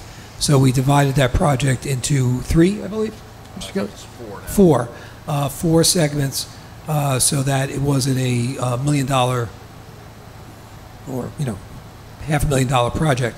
So that would be a project that would continue. And, a boiler that may go, or roof leak, any number of things. But I think to Mr. Kelly's point, some of the things that are in, like, for example, Sylvan's roof, an elevator at Sylvan, floor repairs at Union, column repairs at Union, things that are needed for the structure of the building, if they were not in the referendum, would have to arrive in the capital part of the budget somewhere along the line. Thank you. Any additional questions or comments? Hearing none, I'd ask the Secretary to poll the board, please. Mrs. Ahmed? 1 through 7, okay, but on motion 1, I want to say no on check 21609, 216110, and 21611. That's a no as opposed to abstain? No. Dr. Olati? Yes. Mr. Healy? Yes. Mrs. Jones? Yes. Mrs. Librera? Yes. Mr. Mazzone? Yes. Dr. Racine? Yes. Mr. Rowland? Yes. Mr. McLean? Yes. Motion's carried. Thank you. Thank you. Under the subject of policy, Mr. Healy, are there any? Yeah, we have no resolutions this evening, and we did not have a committee meeting since our last regular meeting. We will have a committee meeting before the month is out, probably towards the end of May. We have a very small number of policies I just received today that need to be updated with some mandated revisions from Strauss Esme. So once we sort through that at the administrative level, we'll meet. And some of them, again, I'll leave it up to you at the next meeting after I get a chance to review their mandated language changes. We may want to forego a meeting, or we may want to meet and just move it to the board. So we'll talk at the next, the May 14th meeting about whether we need a meeting the following week for policy or not. Okay? I will, I'll make a comment in the area of policy. So I had put together this little overview for our attendees tonight, and I wanted to get a copy of the district policy on public comment, which is District Policy 0167. As I followed the links at the website to our policy management system, which is administered by Strauss Esme, very functional. Takes a little bit of getting used to, I think, navigation-wise, but quite easy to use. Comes up fast, that sort of thing. I think maybe it presents policies and regulations, and I think for somebody that is unfamiliar, looking for a specific topic, that may be hard to find. So I don't know if there's any way for us to put together, if you search for the policy and take, if a policy is the overriding regulation for, I'm using the word of the other document, so let me strike that. The policy is the overriding rule or the general rule about that governs an action. The regulations spell out the specific activities that take place. Not every policy has a regulation. So if you search for a policy, that's where you should search, because when the policy comes up, you'll see on the screen that if there is a regulation, there's a link that will take you there. So again, policy is where you should do your search, because You can search by word, you can search by number, you can search by, because the every action that's in the manual has a policy, but not every one has a regulation. But on both sides of the search, it will take you to the policy or take you to the regulation with the link. The other thing that's on there is the ability to, if there's any law citation, the link can also take you to that law, so you can see the laws. The what I found, and again, I was only in there for a short period of time, to get a clean copy of this, but so I knew the policy I was looking for, which of course made it. But while I was there, I did spend a few minutes, not hard for me, pretending like I didn't know something, and how would I find it? And when I searched on public comment, I think like 10 pages of documents came up because it's not a, not a Boolean type search. But so, I don't know. It could well be there, and I just overlooked it. If there's a table of contents, okay. So there is a table of contents that you can look for both policy and regulations, so you could actually put the policy number in and go there. Because you're correct. If you put down student attendance, it would give you a rather extensive search anywhere student attendance may be listed as opposed to the attendance policy. But there is a table of contents. Okay, thank you. So, and I would encourage you all, as you're sitting at home on a Friday or Saturday evening wondering what to do, that you should trip out to the policy manual and familiarize yourself.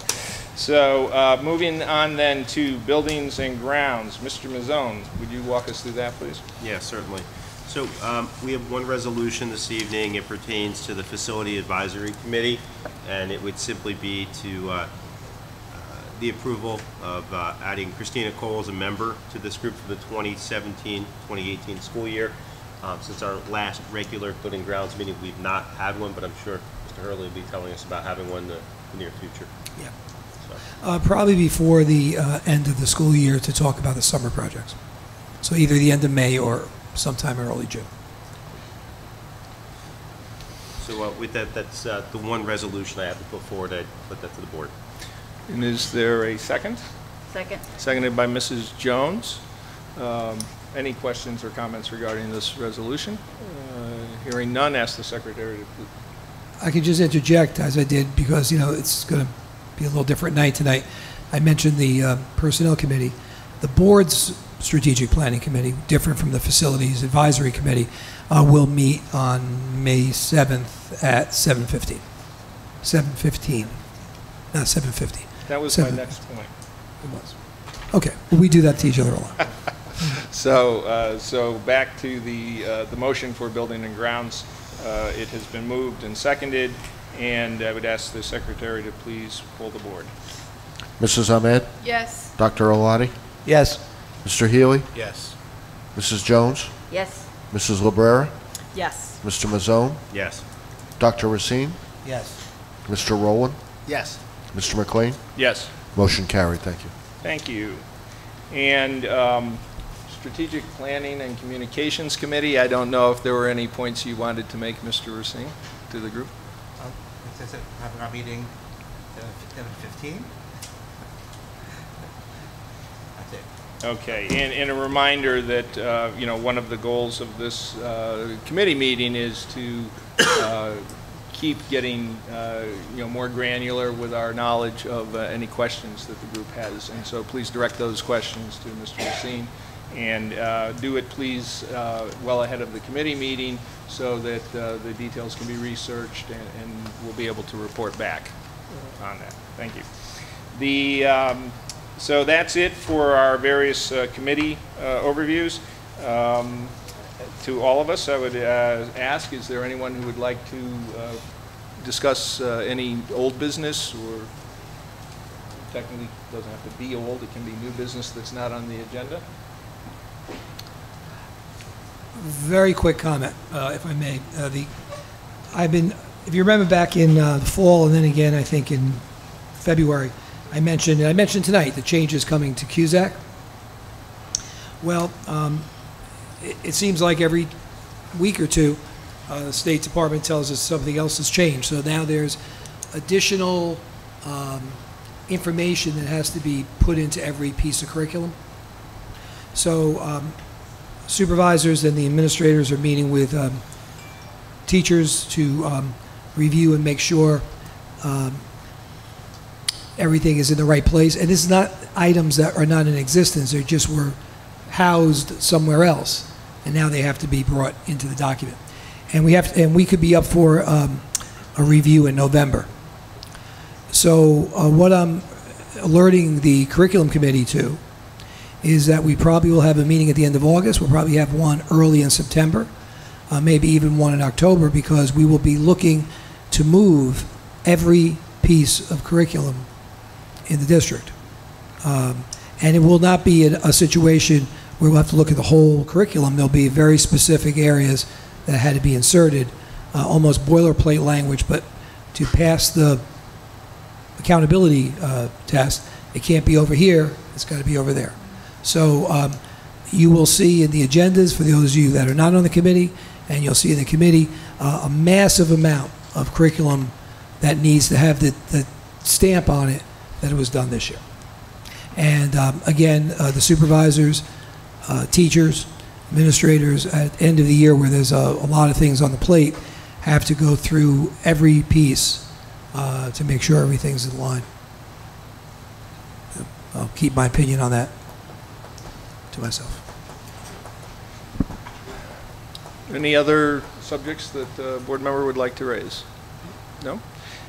Move then on to legislative update, and Mrs. Jones, if you have anything for us. In the interest of time and so that we can hear our public, the governor signed a child protection measure on April 11th. Governor Phil Murphy signed legislation aimed at protecting children by preventing school employees with a history of sexual abuse or misconduct against students from easily moving from one job to the next. It goes on. This is all in your school board notes, which you should have received.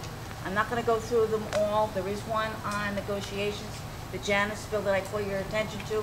It's on the front page. It's also at the website on NJSBA. But those are two in particular that I think is really important at this particular point that you might look at.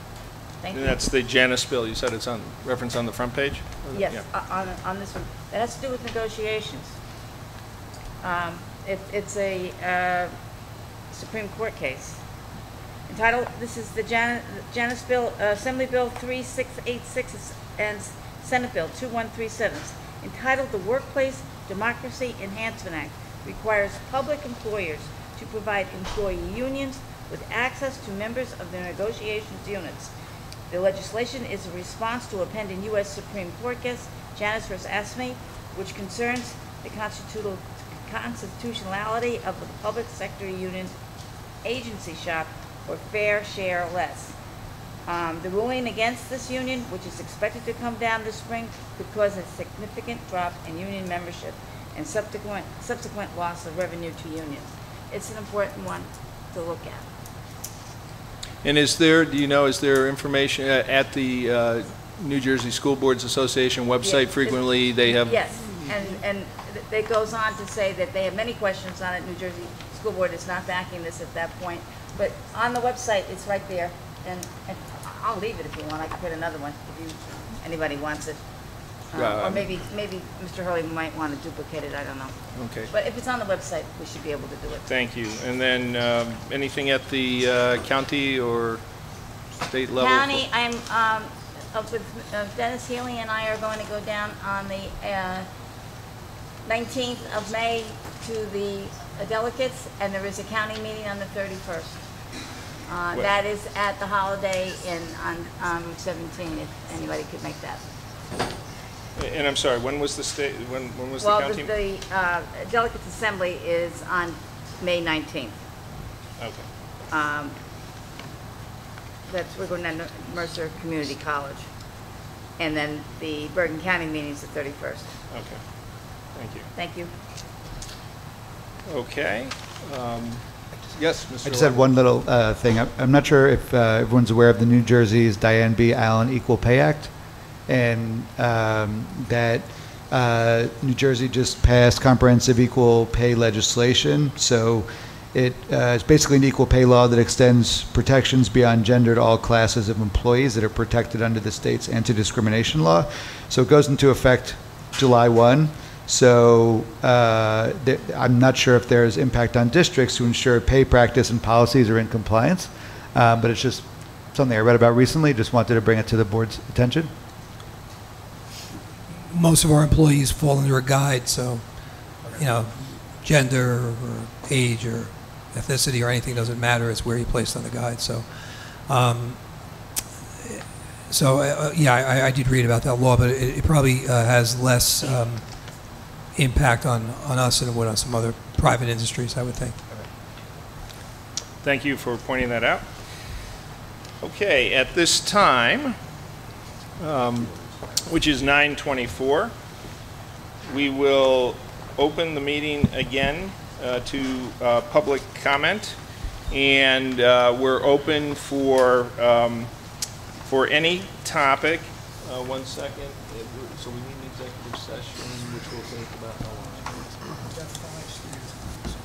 So we're going to need approximately a half an hour for our executive session. So we'll just we'll stick with the 3-minute clock, please, and we'll just field as many as we can. And at some point, I may have to curtail the comments, but please.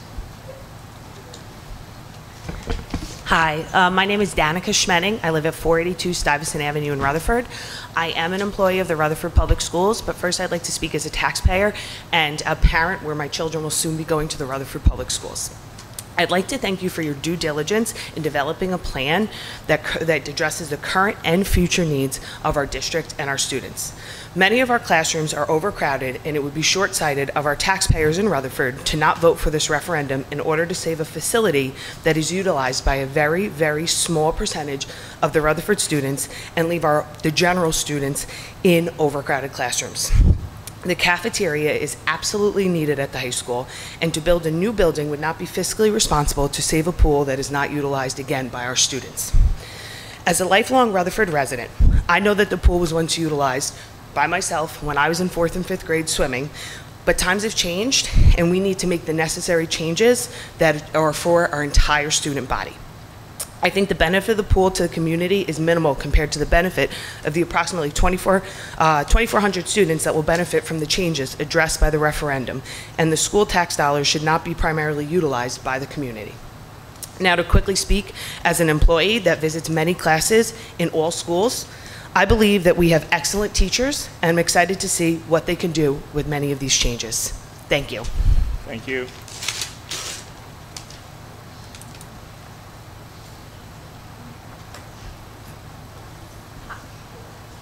Hi, my name is Tara Philp. I'm 130 Wheaton Place, also in Rutherford.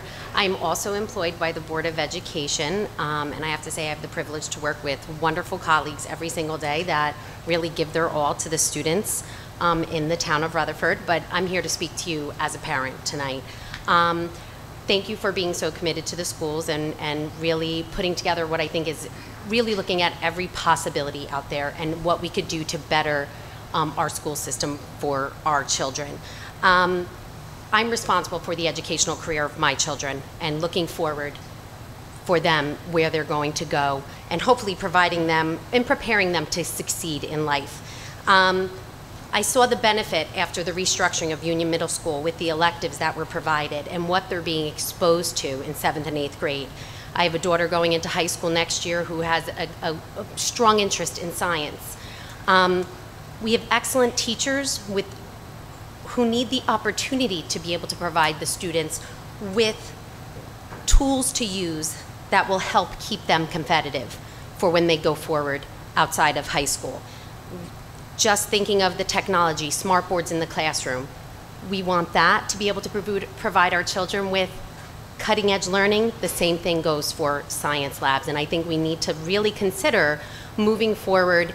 And unfortunately, yes, it might be to fill in the pool in order to make these opportunities out there, but in order to provide the tools for our students to be able to be more competitive, to succeed, and have access to what they need in order to have a more competitive educational career. Thank you. Thank you.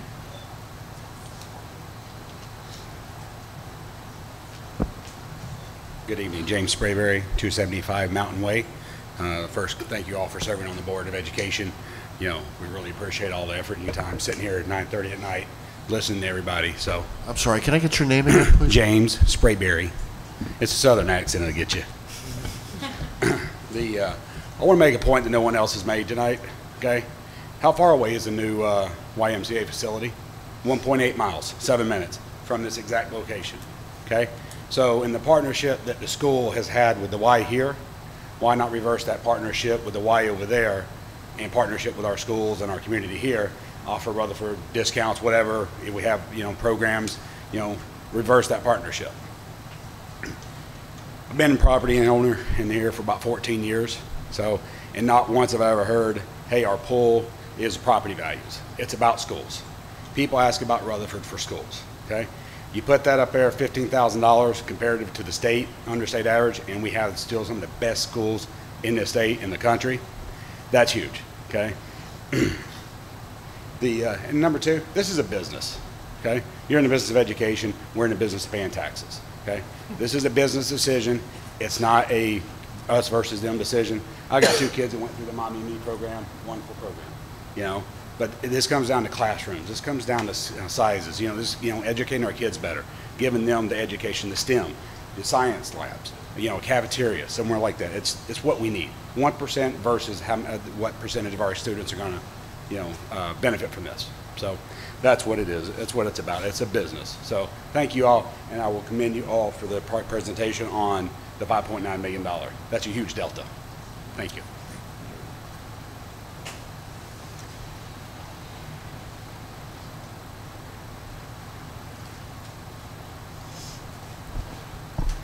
Hi, I'm Deepsika Chatterjee, a resident of 202 West Newell Avenue.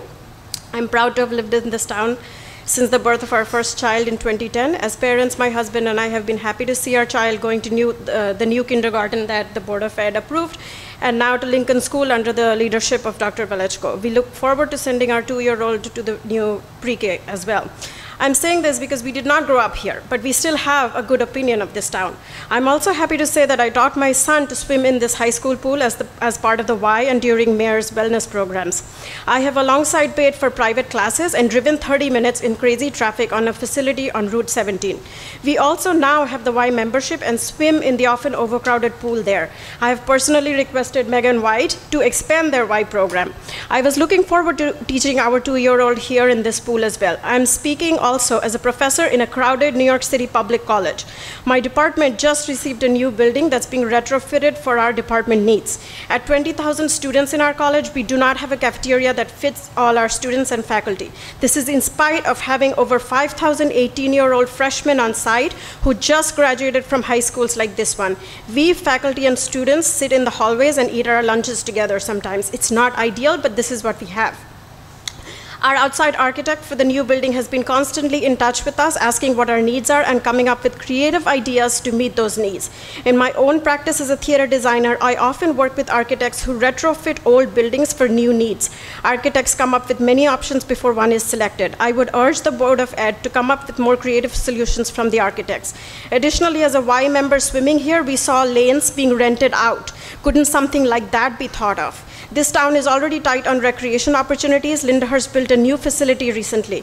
Paramus' summer swim membership costs $750. This was 2 years back. Probably costs are up now. Fairlawn costs $1,000, and both towns need resident sponsorships. They are 30 minutes away in traffic. I will add that as parents of young children, we look forward to seeing our classrooms and science labs as well. Our kids will be using them in the future. If options in this town, however, get reduced, it becomes less attractive for newcomers like us. We did not grow up here, as I pointed out. People like us will be looking to other towns. We love this town, the people, the walkability. However, for this expensive referendum, that I would like to point out that throwing away a good pool does not make sense.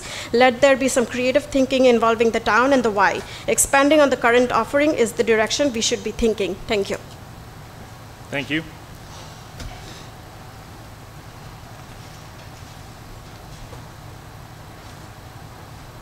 Hisham Mahmoud lives at the cafeteria of the high school in Rutherford.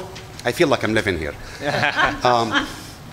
Mr. Kevin, I have a few questions and a few comments, but before I start, may I ask you, when I go to a mayor and council meeting, I can ask council to comment on my comments. Been coming here for a few months, myself and a lot of other people.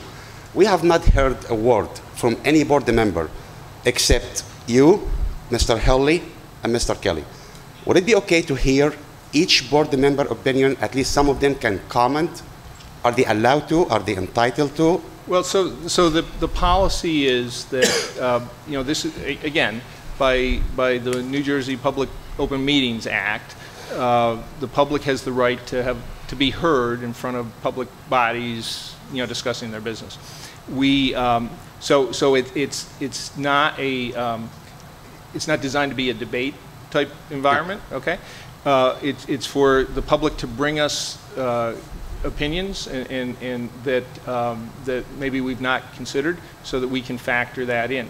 The format of our meeting is that if there's a question, it's directed to the presider. In this case, that's myself, and the presider will determine if there's somebody that maybe can address it, that sort of thing. If a board member has a question, likewise, they can ask me if they can, you know, address a question to a commenter. So it's really it's not a matter of trying to you know, stifle or censor or filter anybody's comments. It's a matter of trying to run a meeting in an efficient manner. And I appreciate that. And so even for this evening, part of what we discussed was, even though we got off this pretty early, was that, you know, we try to field as many comments as we could, feeling that there would be some common themes that people would be expressing, and then we would, at the end, try to address them, you know, in a more broad sense. I just wanted to make that upfront. But to your point, I will, when we get to that point where we start to address comments, I will ask all board members if there's a comment that they would like to make to the group, and it's by no, you know, my vote is no different than anybody else's vote. It's just that I'm charged with making sure that we're running an orderly and expeditious meeting. Okay. Just for the record, when you have an unwanted child, you don't bury that child and put dirt and concrete on top of him. I understand that swimming is the unwanted child here. We felt that. A lot of people in this town feel that swimming has been underappreciated. Mr. Kevin, you said that the Board of Education is not a community foundation and is not concerned, or is not one of the Board of Education job to look for the community, it's to look for the students. I couldn't agree with you more.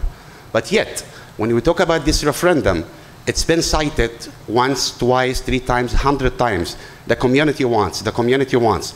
The community wants the field because of soccer. The community wants the field because they play lacrosse. The community wants the field because of whatever.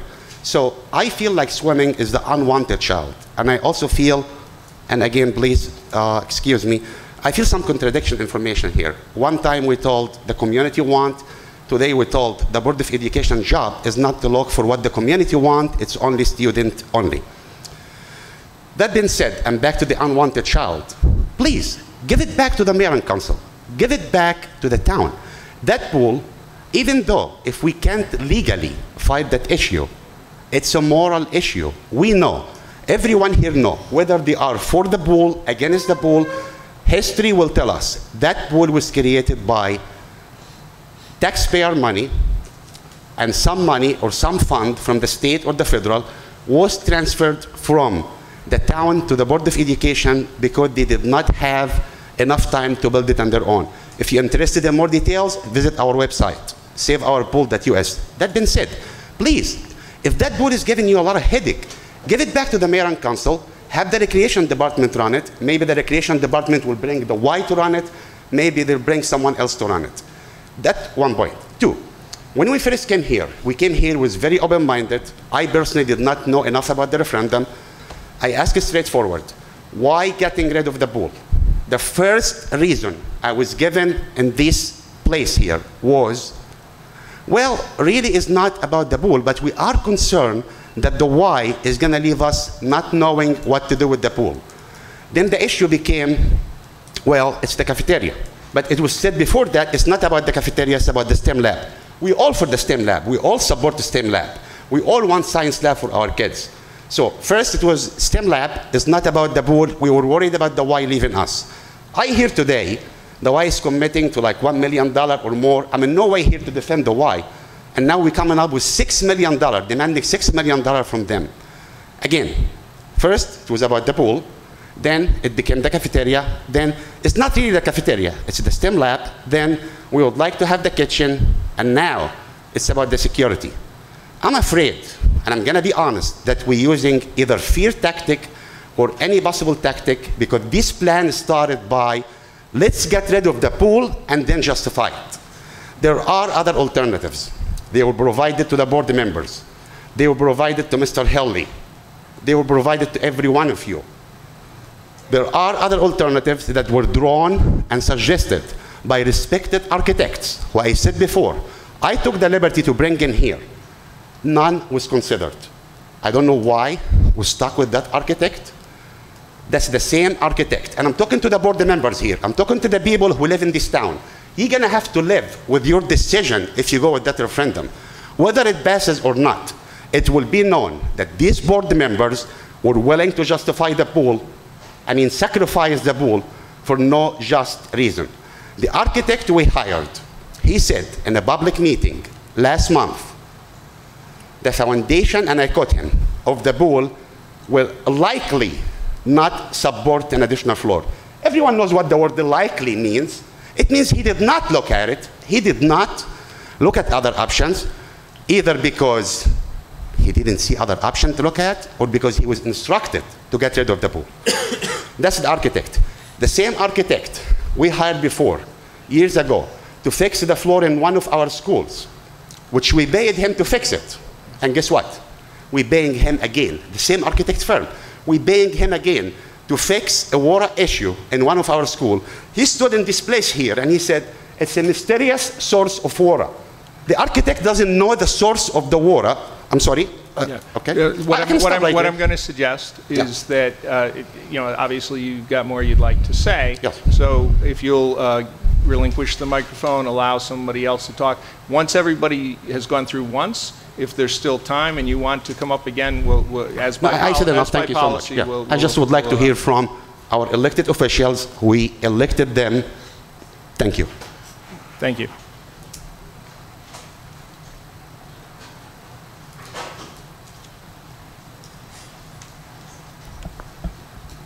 My name's Declan Mellett, and I live at 114 Mortimer Avenue in Rutherford. Thank you for allowing me to speak, and I'm here to talk about the pool. I just want to tell you a quick story. I was talking to some of my friends in one of my classes about the pool and the referendum, and I was just explaining about the decision to get rid of the pool. And a few other people came up to me and said that they'd heard about it. I hadn't said anything to them before. They told me that they'd heard about it from other people and that they supported us. This has happened to me multiple times. My point is that the word is spreading even quicker than I expected, and that if you keep pushing to get rid of the pool, the more it gets around. And if it gets around more, it means that more votes go against the referendum. Thank you for your time, and please consider what I've said. Thank you.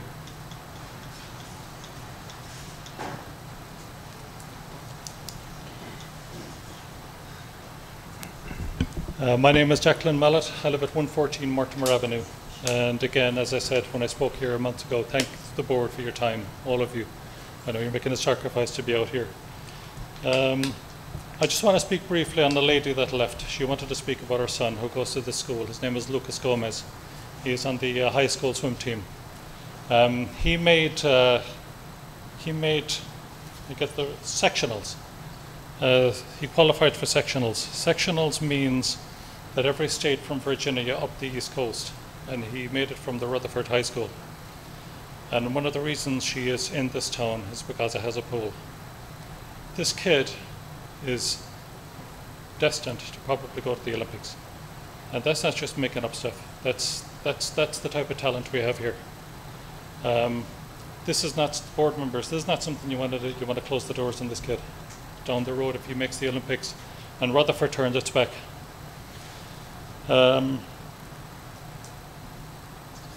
We're here about the pool. We are also here, I support my two kids. I want to see Science Lab. I want to see everything for everybody. You know, I don't want to start a fight with lacrosse or anything like that. I think we can work it out. We can have something for everybody. We do want to keep the pool. You know, somebody said times have changed. Times have not changed. Kids still swim. You know, I think there was a price tag of $4.9 million, and that's a lot of money. But if it saves one kid, one second grader going through the Y program in our school pool, if it saves one kid, how much would you give? I know what I'd give. It'd be 4.5. It'd be 10 million to save that kid's life. That's what we're looking at down the road. This is future thinking, just something we need to be thinking about down the road. I know it's a lot of money. I think we can work around it. I get this feeling, I do get this feeling though, that it's all about the pool. It's not about the pool. I think it feels to me like it's all about the pool. Let's get rid of the pool. 1 minute it's this, next minute, well, that we can't take care of the boiler, we can't take care of the, you know, it's $1 million. And the same as just as what Hisham said, it's then the Y comes in, now it's $4.9 million. So there seems to be roadblocks with the pool, but I will be voting no on the referendum if the pool is on it. Thank you for your time, and thank you for your service. Thank you. Hi. Good evening. My name is Andre Masick, 205 Enderberg, Rutherford. I'm sorry, could you repeat? 205 Enderberg Avenue, Andre Masick. It's difficult to hear you. I don't know if you can get closer. Yeah, it's good. Sorry, it's so far away. There you go. There we go. Perfect. Perfect. Thank you. All right. So, where to start? Okay, in 2001, I set my foot on this ground in the US. I had one suitcase. Okay? It didn't take me a long time to figure out where I want to live. I was on a quest. I was on a quest to find a new home. Okay? Me and my wife said, Rutherford is the place. Rutherford is the place. Imagine family coming from 6,000 miles away with one suitcase. Rutherford is the place. It's a life choice. You know, and we did that. It took us 4 years before we could buy a house.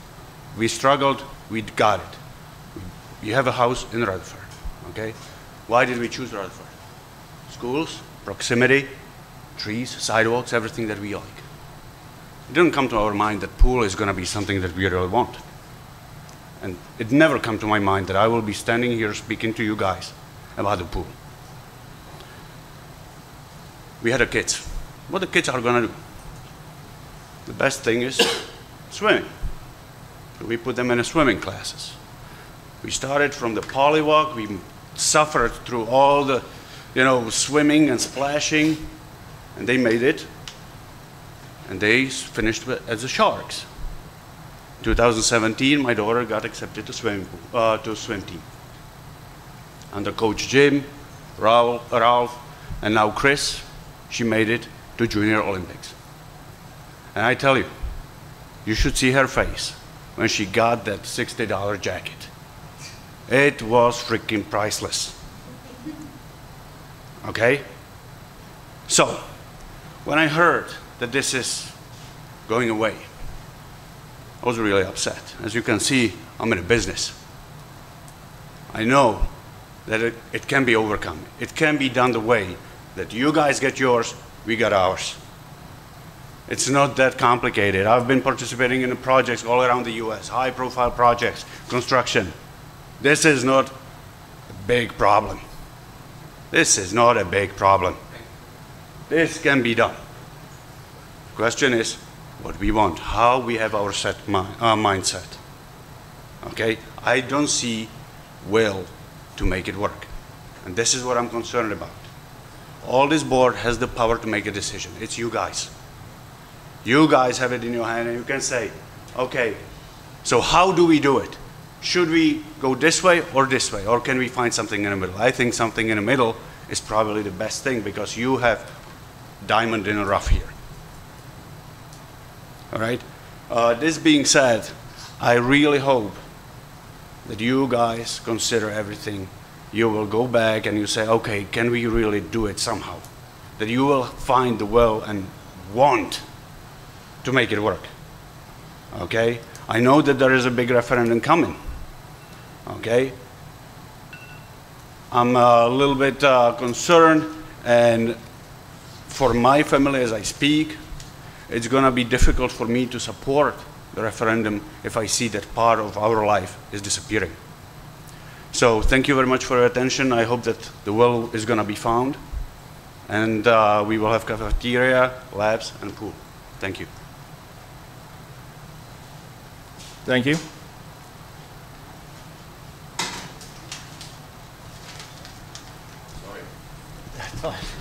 Thanks. My name is Mike Gemelli. I live at 15 Myrtle Street. You know, just thanks to you guys for your service. I heard some good things tonight I didn't know about after April 13th, that you guys went back again to the architect. I commend you for that. I appreciate you going back for that. But, you know, I wrote this before that. I just wanted to say it was unfortunate that this referendum plan was constructed in a way to pit well-meaning groups against each other, meaning athletes. The architect was paid to come up with a plan that directly contradicts the finding of a planning committee that our athletes deserve better. There's many parts of this referendum that improve fields for everything. Fields, playgrounds, it was mentioned before. The sole resource of the most awarded athletes in this town, our high school swim team is very awarded. I've gotten, you know, you see what we went into sectionals, to Junior Olympics. Coaches I've talked to have said the multitude of athletes from Rutherford have made Division I NCAAs from swimming. It's the sole resource of the most awarded athletes in this town, our swimmers, is in jeopardy. And instead of all athletes banding together, seeds of distrust and fear have been sown to divide us all. I mean, if you do look at social media, which I don't recommend because I think we just went through that in the elections, you know, it's what really counts are all the people that come here and all the people that have come to our website, the hundreds and hundreds of people that have expressed their support for the pool. The board's mission is to provide an education for our children. I would like you all to give a lesson to our children how we can live together. You have time to come up with a solution. Please do that. The pool is not negotiable in our hands, in our eyes. Please, just do your best and come up with a solution. Thank you.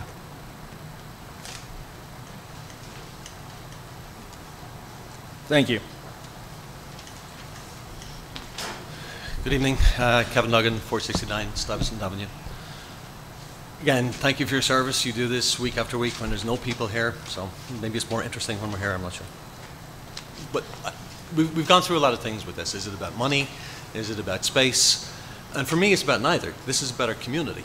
What kind of community do we want to live in? And we all pay taxes. We all pay the same taxes.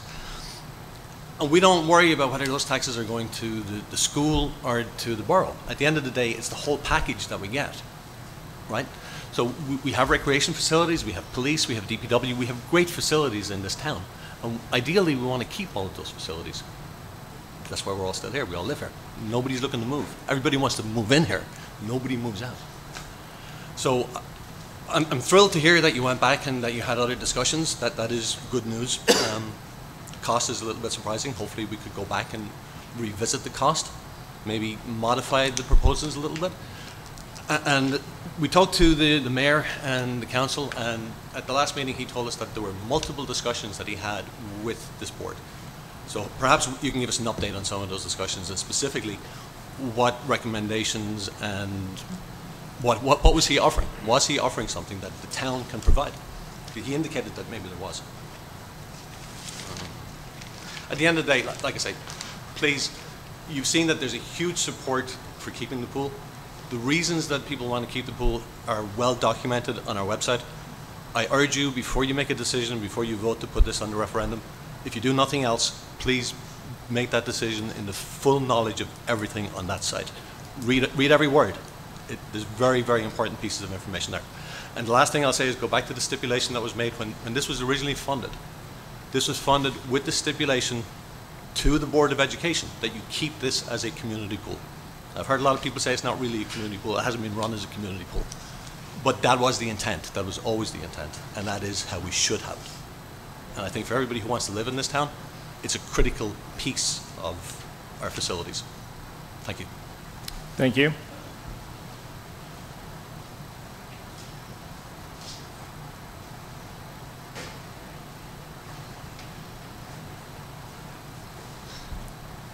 Hi, I'm Leslie Azia, 194 West Passaic Avenue. I came before the board in March 2009 to urge the board to save the pool, but I have had a feeling over the years that there's been very little support for the board, even though Mr. Hurley in 2015 told me that repairing the pool boiler was a priority.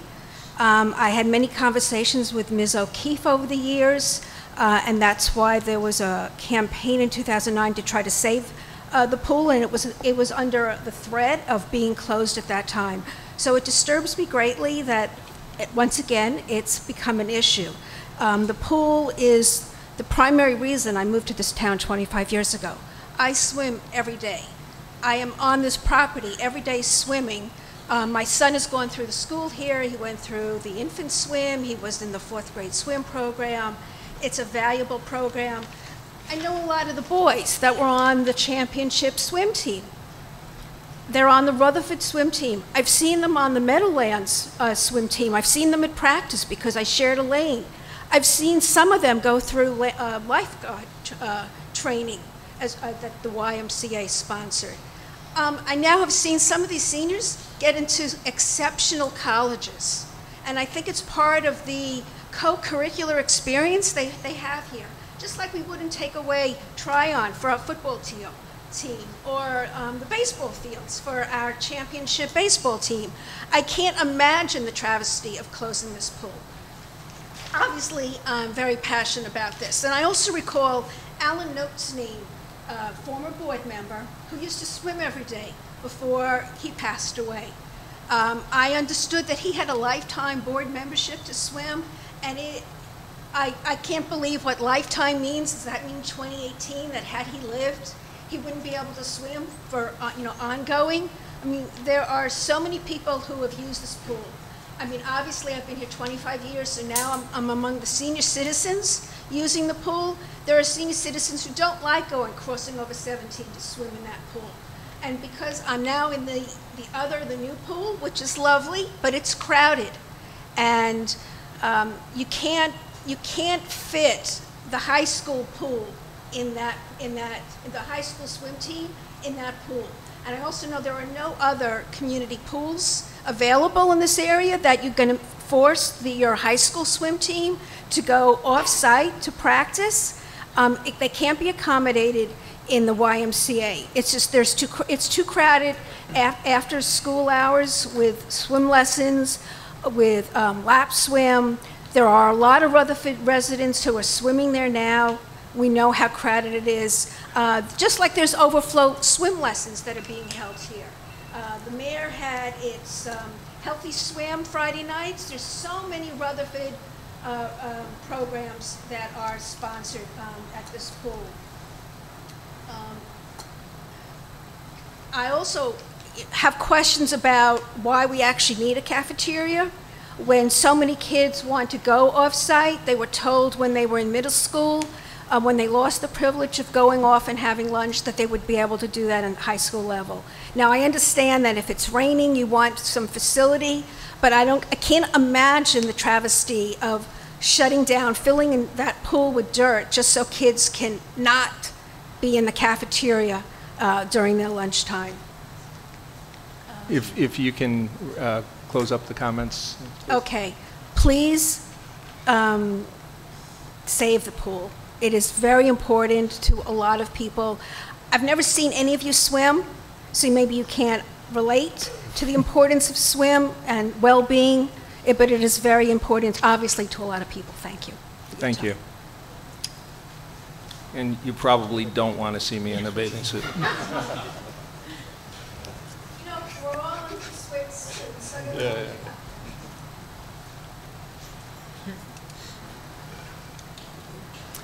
Any, yes?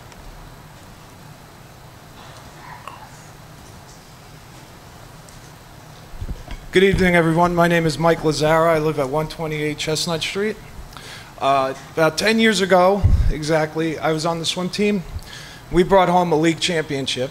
It was the first one in about 10 years at that time. It was a big accomplishment for the boys, considering that the team the year before only had 7 swimmers. Now, I was fortunate enough to swim for a club team my whole life. And to have that opportunity to give to the community here, that is something that we cannot let go of. I mean, there are high schools out there right now looking for pools to rent in the winter because they have nowhere to go, but they want to have a swim team. There's no reason why you're going to fill in dirt when you can bring in revenue off this pool. There's a USS swim team that wants to rent this pool for top dollar. If you fill this in, you're hurting the town. You're taking away from the community, and that's not right. Kids deserve a better education, that I agree. But you have to go a different way. You're hurting the athletes of Rutherford High School. Everybody deserves to represent their town in their town. We have the resource, and there is no reason why it should be taken away. Thank you. Thank you.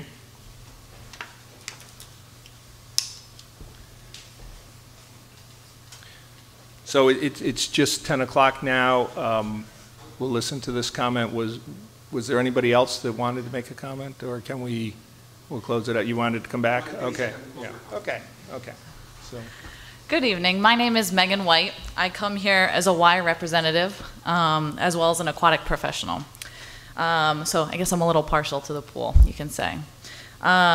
Just like your job, my job means I'm working for the community. Okay? However, my day-to-day job is worrying about literally life and death. So it's extremely important to me that when a community member comes to me with a need, I have the ability to give it to them. Okay? So currently we have our swim team and lessons occurring at the Rutherford High School pool. Come summer, we have the Rutherford Recreation Department that comes in, which we may be able to offer more extensive programs to now. We have Rutherford preschools, and we have created a program that we are going to offer to all residents in the community, an extensive program that goes all through the summer, and we hope to continue it through the school year. That was part of the community pool program. We want to actually, now that we have space, create that for the town. Come winter, we'd like to offer a free second grade swim lesson to all residents in the hopes that every year we teach more and more kids how to swim, how to live, how to grow. Without this pool, we, as the YMCA, won't be able to accommodate what our community needs from us. I'm also afraid that the Rutherford High School swim team will disband, giving many students no outlet in their winter months. You know, there are a lot more factors in this decision, and I know there are. I'd just like to voice those few things that we'd like to offer now that we have more space to do it. At the Y, we're a nonprofit organization. Our mission is youth development, healthy living, and social responsibility. And we would like to, if given the opportunity, continue that in Rutherford. Thank you very much. Thank you.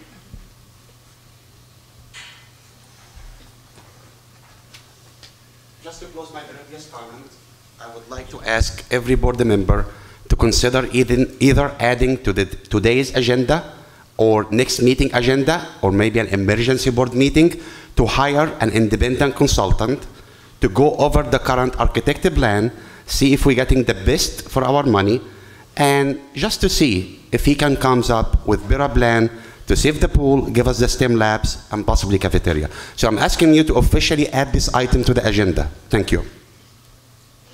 Thank you. It is 10:03. We will close the floor to public comment. And before going to executive session, perhaps we can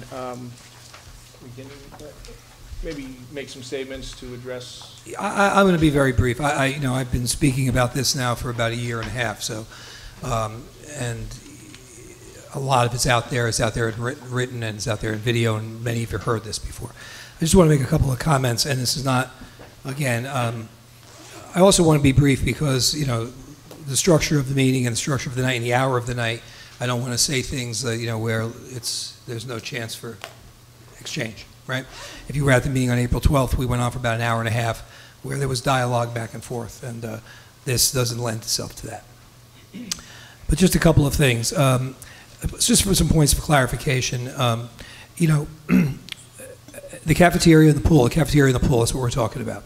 The genesis of changing the pool to a cafeteria, the genesis of building a cafeteria extended out to the parking lot, or of building a cafeteria on the back field, is all predicated on turning the cafeteria into science labs. Because across the hall we have a STEM lab, and around the corner we have a TV studio and a multimedia room, and we have antiquated science labs. And we don't have space to turn those labs into the type of labs they should be with the project-based type of learning and the type of learning that goes on. So if we turn this space into science labs, now we also have the unhoused students in the population here. We pick up now general ed labs upstairs, but we are lacking a cafeteria. So the cafeteria was not the starting point. And so if you are going to say, I'd rather have the pool than the cafeteria, what you're really saying is you'd rather have the pool than the science labs because there's no other place to build those, or we build them on the back. So that's just one point, a factual point. Now, we could disagree on whether there's another way of doing it, a better way of doing it, whether it's needed to be done. You could think we don't need that. But that's the reality. It's not saying we want to build a cafeteria in the pool. There were some questions posed by the board to me a year ago, whenever it was, a year ago, that, well, why don't we build the science labs in the cafeteria, in the pool, and keep this as a cafeteria? I said, well, if we're going to do that, we're going to have more space than we need for the science labs, but we're still going to have an undersized cafeteria. But it was never about the pool. The second comment I want to make has to do with the high school swim team. Someone mentioned before that we're operating on fear. The high school swim team will not disband. Our teams travel nearly 2 miles a day to Memorial Field, to fields that are owned by somebody else, not by us. Our bowling team travels to Lodi every day. I have already had conversations. I heard from the public, I never heard from Ms. Egan, who I've known for a long time, that we will not be able to go swim at the Y. I thought that maybe since the Y is used here for before and after care and summer camps, that maybe we'd be able to swim at the Y. But I now found out from a community member that's not the case. But we have had conversations that other pools have reached out to us to say, if this happens, you know, so the swim team will exist, as almost every swim team in the state of New Jersey does, if the pool closes. Now, I've said before, I was the high school principal. I was very proud of my swim team. I mean, Mike could attest to the fact that I used to go to his meets, and Mike was, you know, I don't want to say this, but he's been out of school long enough. I can say he was always one of my favorite students, and we had a good relationship. And my daughter was a swimmer. I've said this before, okay? And I've spent a lot of time in that pool. This is not about somehow this became me against the pool. And that's not the truth. The truth is space. I've also heard tonight that somehow we are pulling some kind of fast one by saying that it's going to cost us $5.9 million to do a plan that was an alternative, was an additional alternative that we looked into. And I do appreciate Mr. Gemelli and a few other people saying he appreciated the fact that we listened to people, and the next day I'm on the phone with the architect. But when we look into these other plans and then we say, well, yeah, if we do the following, it's going to cost us $6 million, and that becomes a criticism. Well, those are the facts. And two other comments. The floor problem that was fixed at Union School was fixed by this architect. It was fixed in 2 classrooms where we haven't had any water damage for the last 5 years, Mr. Kelly, 4 years since we did that fix. But it is also occurring in 10 other classrooms and the gymnasium. And we can't afford to go and fix 12 classrooms. So it is a mysterious water supply because we've had engineering, we had DEP, we had the state in, we've had other managed over the course of about 15, 20 years, and we can't find the source. But we finally found a fix, and it's worked and it's held in 2 classrooms. The referendum would address the other classrooms. And the last thing is, the board did hire a firm, Epic Management, to review the architectural plans and to review every aspect and to review the bids, should we go to referendum, to review how the referendum is proposed, to be on site, to review the credentials of every trade that comes in, to make sure everybody is getting union wages, to make sure that everything's done according to code. Epic Management was hired. That was Bill Morris, who was at the last meeting. He is not affiliated with Kellen Chapin or with PSA, but of course they know each other because it's an incestuous, any business is an incestuous world where you work at different sites with different people. But Bill Morrow and Epic is a direct part-time employee, for lack of a better word, of the Board of Education. He works for us. He scrutinizes everything that either PSA or any other vendor would do in the project. And Epic has worked on probably 60 or 70 projects in northern New Jersey over the last 20, 30 years, including this one here 15 years ago. And his team of architects, his team of estimators, his team of engineers review everything that's done by PSA. So the board already made that decision ahead of a referendum. If the referendum doesn't go forward, or if the referendum were to fail, then that was an investment that would have a short lifespan. But that was done rather than after the fact, because we wanted the other pair of professional eyes on the plans. So I just wanted to clarify a couple of points. I think the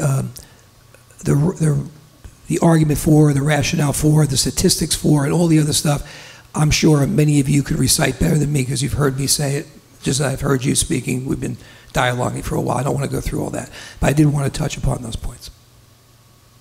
And I think, and again, I do thank you for saying what you're saying. And I don't know whether you believe it or you don't believe it, but I mean, we have it up on the web. Every time we look at another plan, every time there's an alternative, it's up there.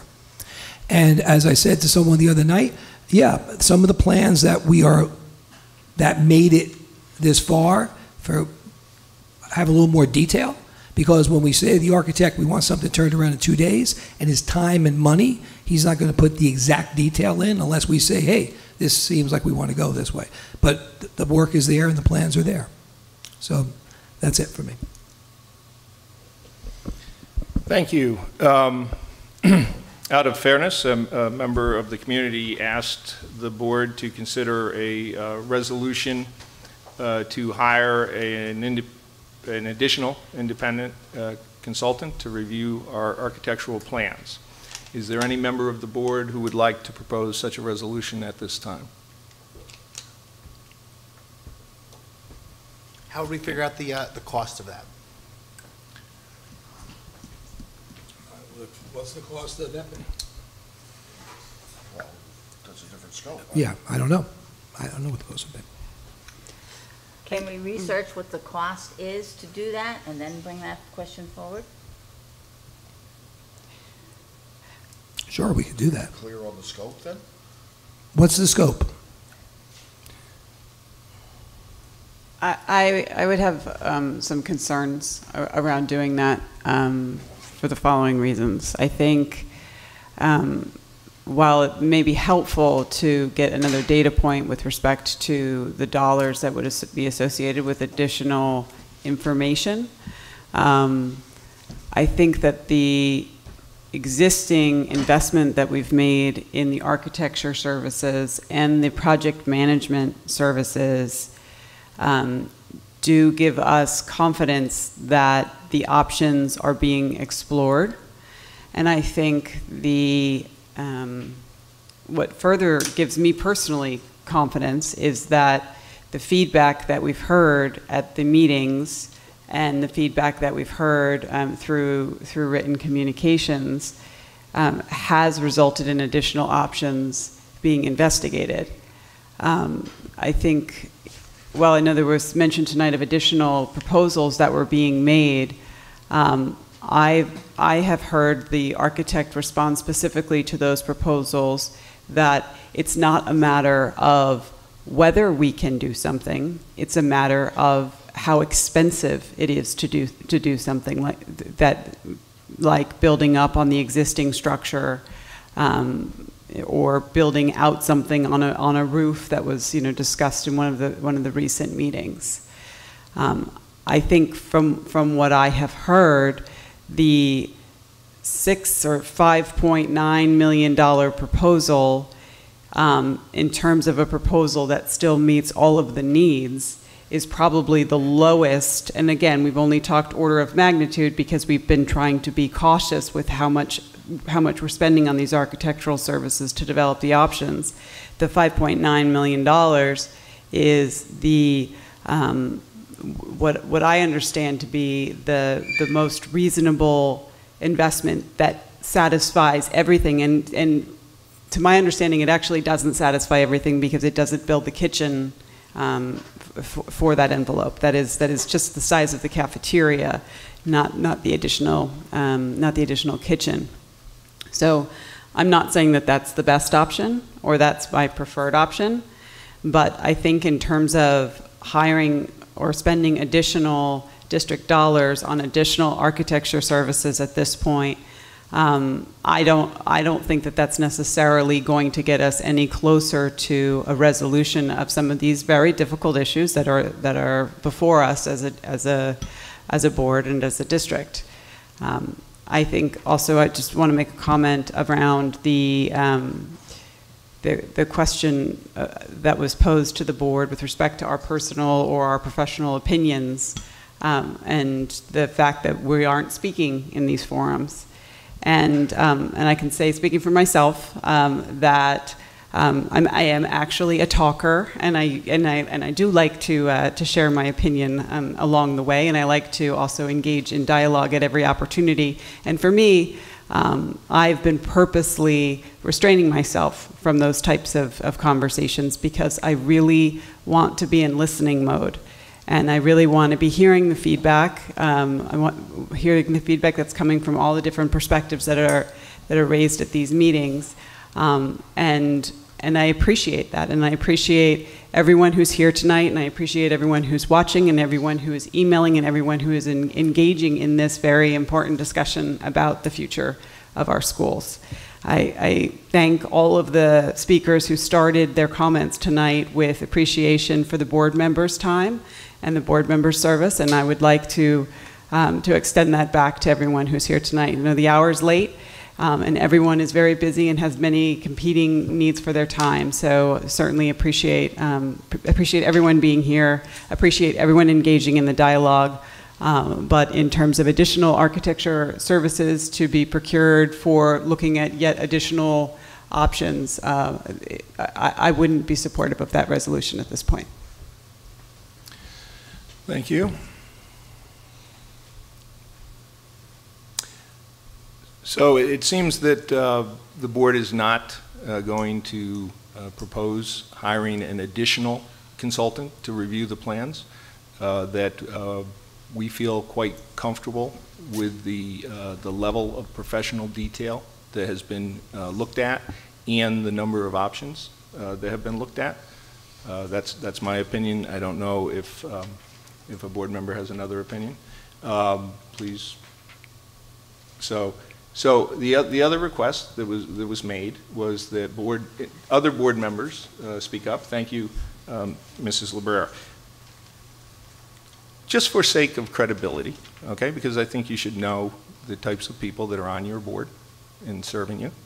I'm a chemical engineer working in the quality area of pharmaceutical. Mrs. Libera, would you explain what your new job is at this point? I'm a public transportation professional.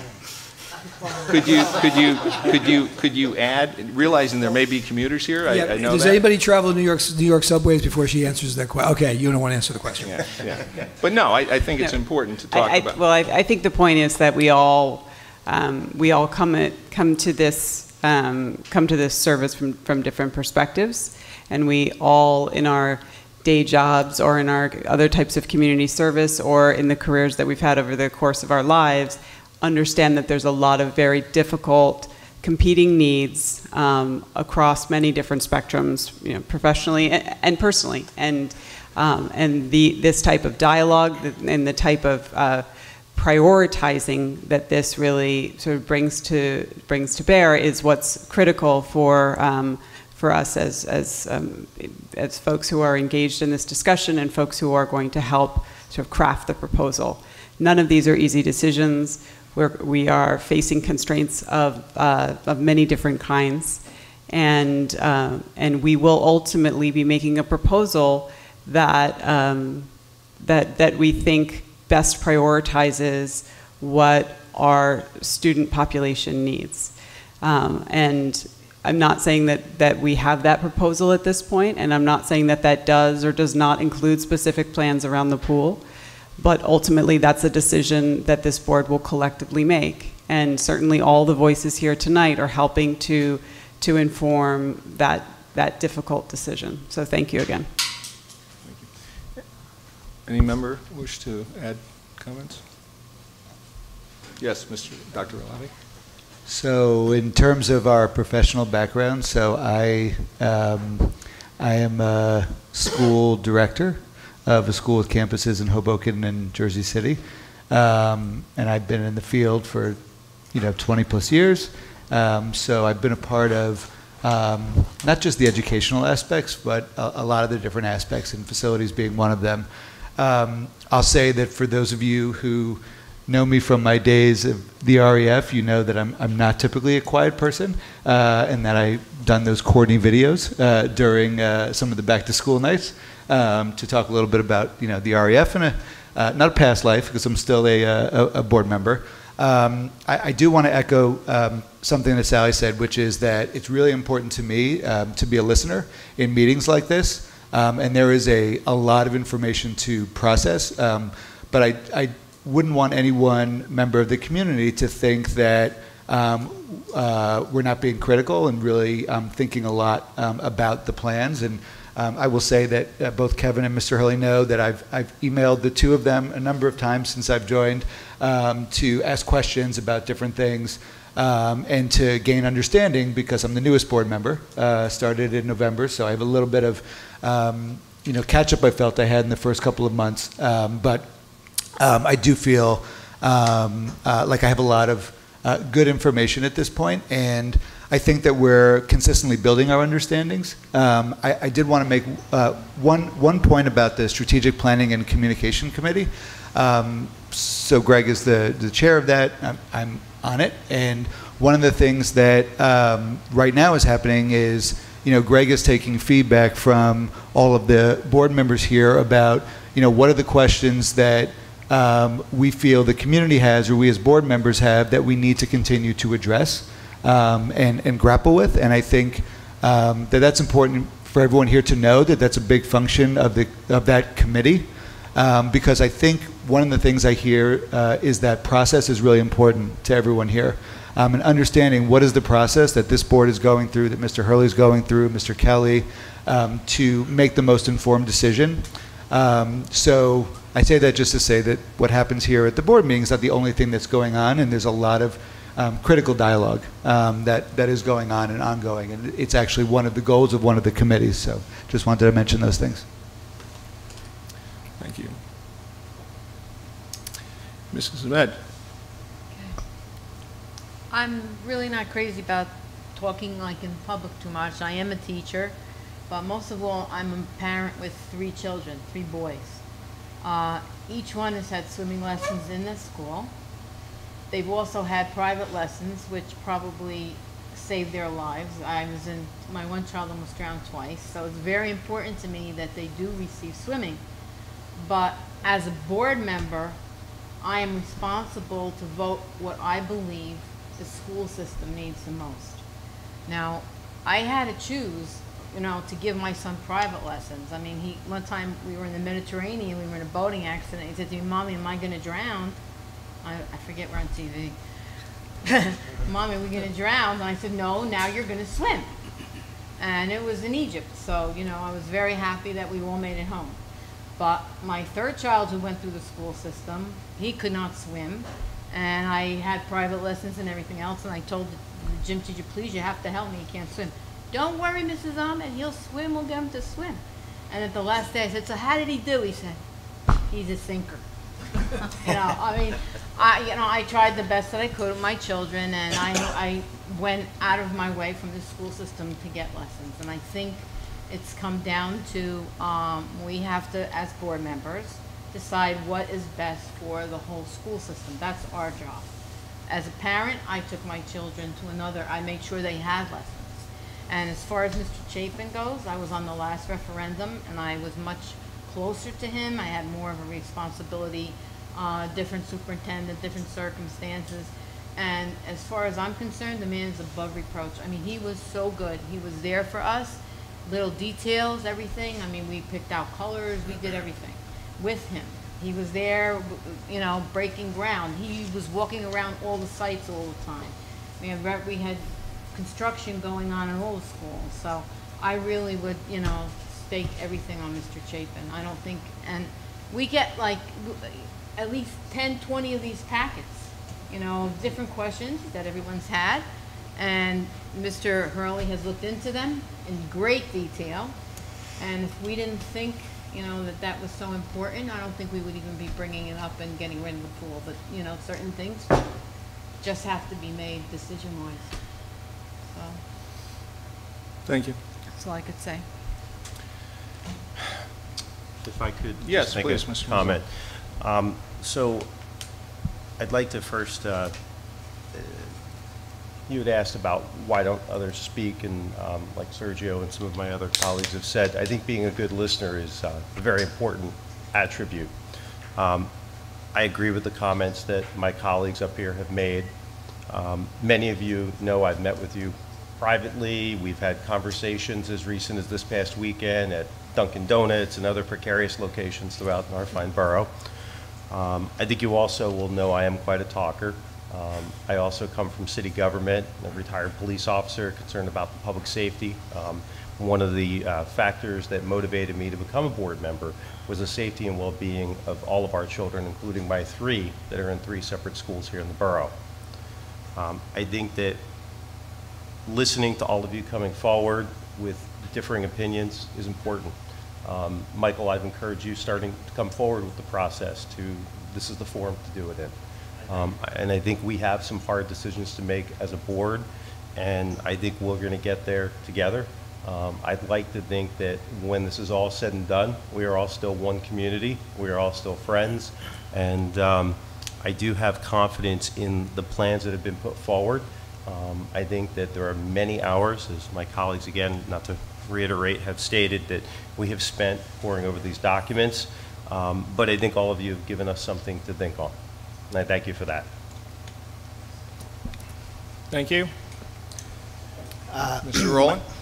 Yes, and I'm just going to say we still have an executive session where we have to discuss some student issues, and we're supposed to be done by 11. So let's go another maximum 10 minutes. You think 20 gives? Mr. Healy want to speak, right? Yes. Yeah, just a second. Mr. Rowland? Okay. Okay. Please. Okay. I was a physical educator in Newark and Pequannock, New Jersey. I was also a professional athlete for a while. I own a mixed martial arts gym.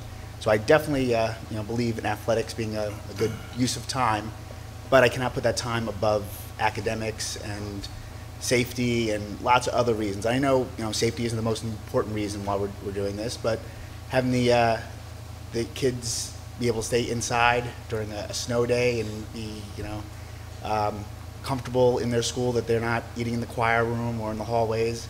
It's a nice thing to have. It's a nice thing that I wish my daughter had when she was a student here. She ate in the choir room or in the hallways. The other thing that bothers me is that people thinking that we had our minds made up. I'm looking for a creative solution. If it comes up and it makes sense. It makes sense with money. It makes sense with the limited amount of property we have. We're all for it. But that being said, I would not decide to take away STEM labs and classroom space in the cafeteria, even though I swam in high school for 4 years and I loved it. I swam as part of my training as a professional athlete. It's a great thing to have. I don't think any athlete would stop swimming if they didn't have a school with a pool in it. They would find another place to swim if they love the sport. So that's all I have to say about that. Mr. Healy. Thank you, Mr. Rowland. I'd just like to state too, I guess background-wise, just to inform, I guess, the public too. I'm a certified project management professional, which I always through my career tended to detail. You know, colleagues here talked about listening, but the other part is looking at the details, and that's part of our job too, to come up with the right solution. So, you know, hopefully that helps support just what we're doing. Thank you. Mr. Racine, Dr. Racine, excuse me. Thank you. Yeah. Also, I'm not a very good public speaker in that way. Also, so like, but I can lecture very well for a long, long time. Yeah. To say that for myself and for from others here is we're all open-minded. No, like I'm not against anything. I'm trying to find a good solution for this. And when I go to swimming, I don't remember when I learned to swim because I grew up on a boat, and swimming was transportation for us. So it was a boat moored in the lagoon. So I'm very aware of the safety aspects of swimming, because for me it was swim or die. So that's basically it. And right, so from my background, I was a professor at university, degrees in engineering and physics. So my technical background is very strong. I'm more of a ponderer and not a speaker. So, and all of us are listening, and we are digesting and going back, and there's a lot of thinking behind the scenes. It's just thinking in our own heads and trying to find what's the best solution. And knowing from a lot of problems which I've solved in the past, sometimes there isn't a best solution, and that's something I have to be aware of, and everyone does. You're the last one, Mrs. Jones. All right. I don't have the benefit of a college degree or a master's degree, as many of my colleagues do. I do have the benefit of being a hometown girl. I grew up in Rutherford. I went to Union School. I did go to St. Mary's, but I've lived in the town practically my whole life. My 4 kids graduated from Rutherford.